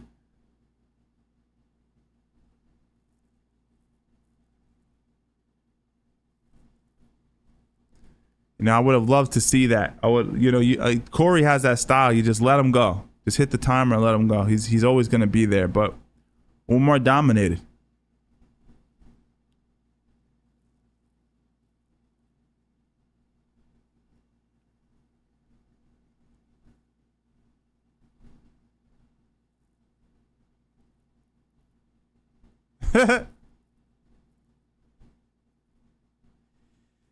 Yeah, I mean, I get you. I get you, man. But I think more so what I see from these guys, these Dagestanis, is they start wrestling at such a young age in such a competitive environment.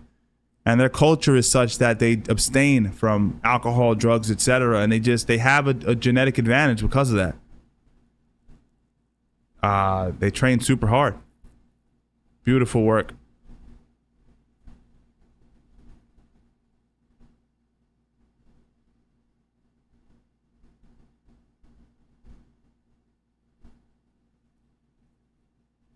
It's worth getting in those rooms if you can, if you have a connect to get in there, because yeah, you're gonna get smashed. These guys with just such a high level grappling, but your conditioning, your mentality is just gonna go through the roof. These guys are so much better than people understand, and that's why you see Bilal Muhammad working with the Dagestanis, because they're that good. He gets it. Round of applause, Umar.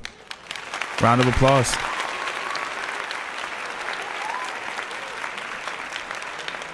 Incredible.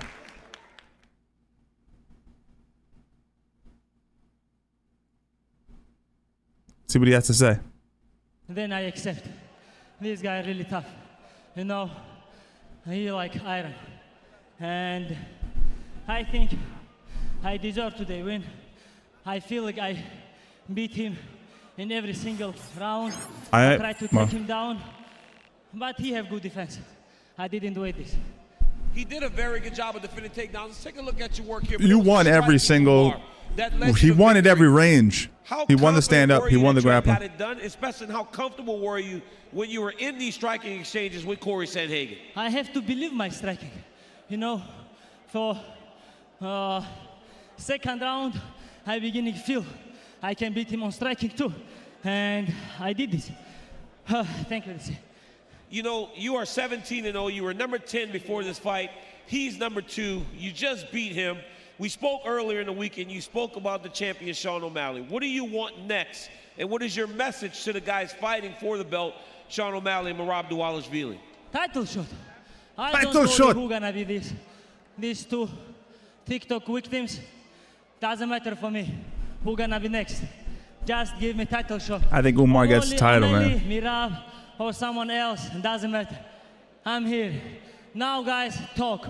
How I didn't beat nobody. Corey number 2. Now you can cry. I coming for you. Well, that was a fantastic performance. Still undefeated. Ladies and gentlemen, give it up for Umar. Wow. I'm gonna say thank you for all my coaches. Magomed Gaji, Machai, Coach Javier. Thank you so much, all my sparring partners. Everybody, my coaches, my brothers. Khabib, Islam, Usman. Rinat, Muhammad Rasul, everyone. And I want to say thank you, Ahmad Jabbar.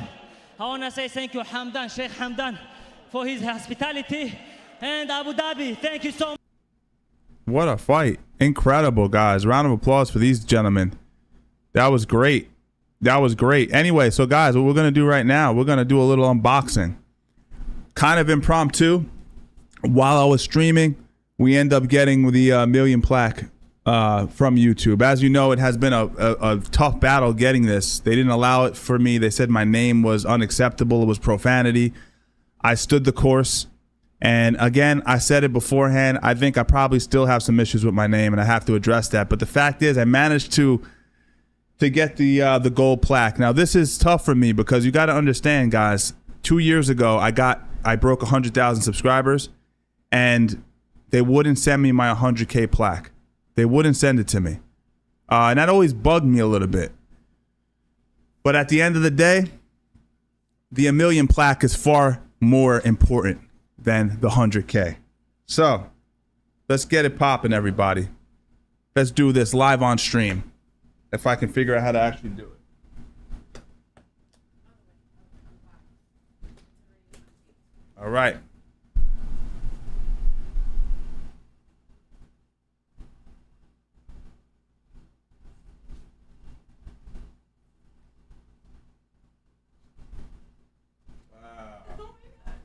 Wow. Fuck it. Tell you what, guys. It's a lot bigger than I expected. No diddy.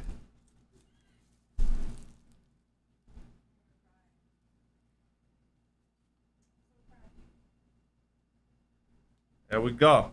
I want people to put respect on my name. Strangles. Put some respect on my name, for God's sakes. Literally. Ooh. Got things falling in between my crotch.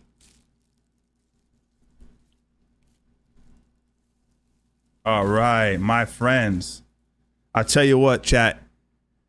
This is as much of a win for you guys as it is for me. We've had a lot of ups and downs on this channel. The last year has been the biggest year on this channel's lifespan. We did over 700 million views this year. Last month, we did 90-something million views. It's always going to be ups and downs, but the fact of the matter is, guys, we did it. We did it.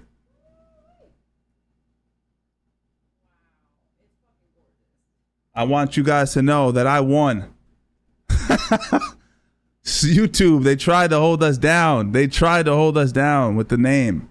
Will I still change the name eventually? Let's see how the views go. I don't know. But really cool. It's pretty cool material too, man. Really cool. It has like a svelte back. Is that the word? Svelte? Yeah. Really cool. All right. Let's see what the letter says, guys. Let's take a look at the letter. Congratulations on your subscriber milestone. We are honored to take part in recognizing you. We want the experience to be exceptional. This award was inspected by Rick. Shout out Rick. Shout out to Rick. Yeah, I see you guys in the chat. Appreciate you. So you did it. One mission, one channel, and one more thing. 1 million subscribers. Congratulations. You may have started with just a few viewers, but your voice, passion, and creativity has now touched the lives of people around the world, and the community you've built is enriched by the stories you've shared as you bring people together. To honor this milestone, we're proud to present you with your Gold Creator Award. We hope this special recognition will remind you of how much you mean to so many. Every day you are redefining your content is created and watched in one video at a time. It's a privilege to be a part of your journey. We can't wait to see what you do next. Sincerely, Neil Mohan, who's the YouTube CEO. Pretty cool.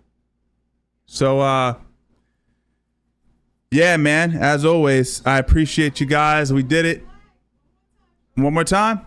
All right, we'll do one more time for the chat. That's for the chat. I want you guys to look at the name. Oh, sorry, you're in my reflection there. I want you to see that. All right? They didn't want us to use the Strangles name, guys. They didn't want us. It's profanity. How's it profanity? Oh, man, I don't know, guys. But yes, thank you. I see you guys in the chat. They did. God did. Yeah, we did it. We did it. Thank you. Thank you. Yo, energetic callback. Call back. Guys, I don't know if we're going to go live. No, let me. I'm going to come off live. We'll do it all. I don't know if we're going to go live. Google, I need those ads. Those ads keep me being able to go live. So, Neil, triple those ads. Really what you should do is you just do what I do. I pay for Premium, YouTube Premium. It's worth paying for. I pay for it. It's a few dollars a month, but it's been a pleasure. I can watch documentaries on here. I watch my content that I like to watch about the Federal Reserve and how the Fed needs to be banned and the evil bankers. I've been really into that lately. And to not have to worry about an ad is really cool. So Premium's worth it. And creators get paid from Premium too, so it actually benefits everybody. Yeah, IRL is coming soon. I'm actually in negotiations with a few different bigger companies with good funding. So I'm hoping I can cinch a deal with somebody, God willing, going into 2025. We can start to take the show on the road. But IRLs, if you want to do them correctly, they require a lot of funding if you want to do the kind of stuff that I want to do. So we'll see how it goes. As of now, we'll just continue building, growing. And chat, thank you, Gugu. Thank you, everyone who joined me on this stream. It was a fun stream, man. Not a lot of views, but you know what? We had a good time, man. We had a good time. Thanks for the new members, the gifted memberships, the donations, everything. If you plan on putting money on the fights tonight, there's another boxing card coming up. Hit up my link. It's at the top of the chat. Use the promo code SSP24. I might be on in a few. I'll keep you guys posted. Take care.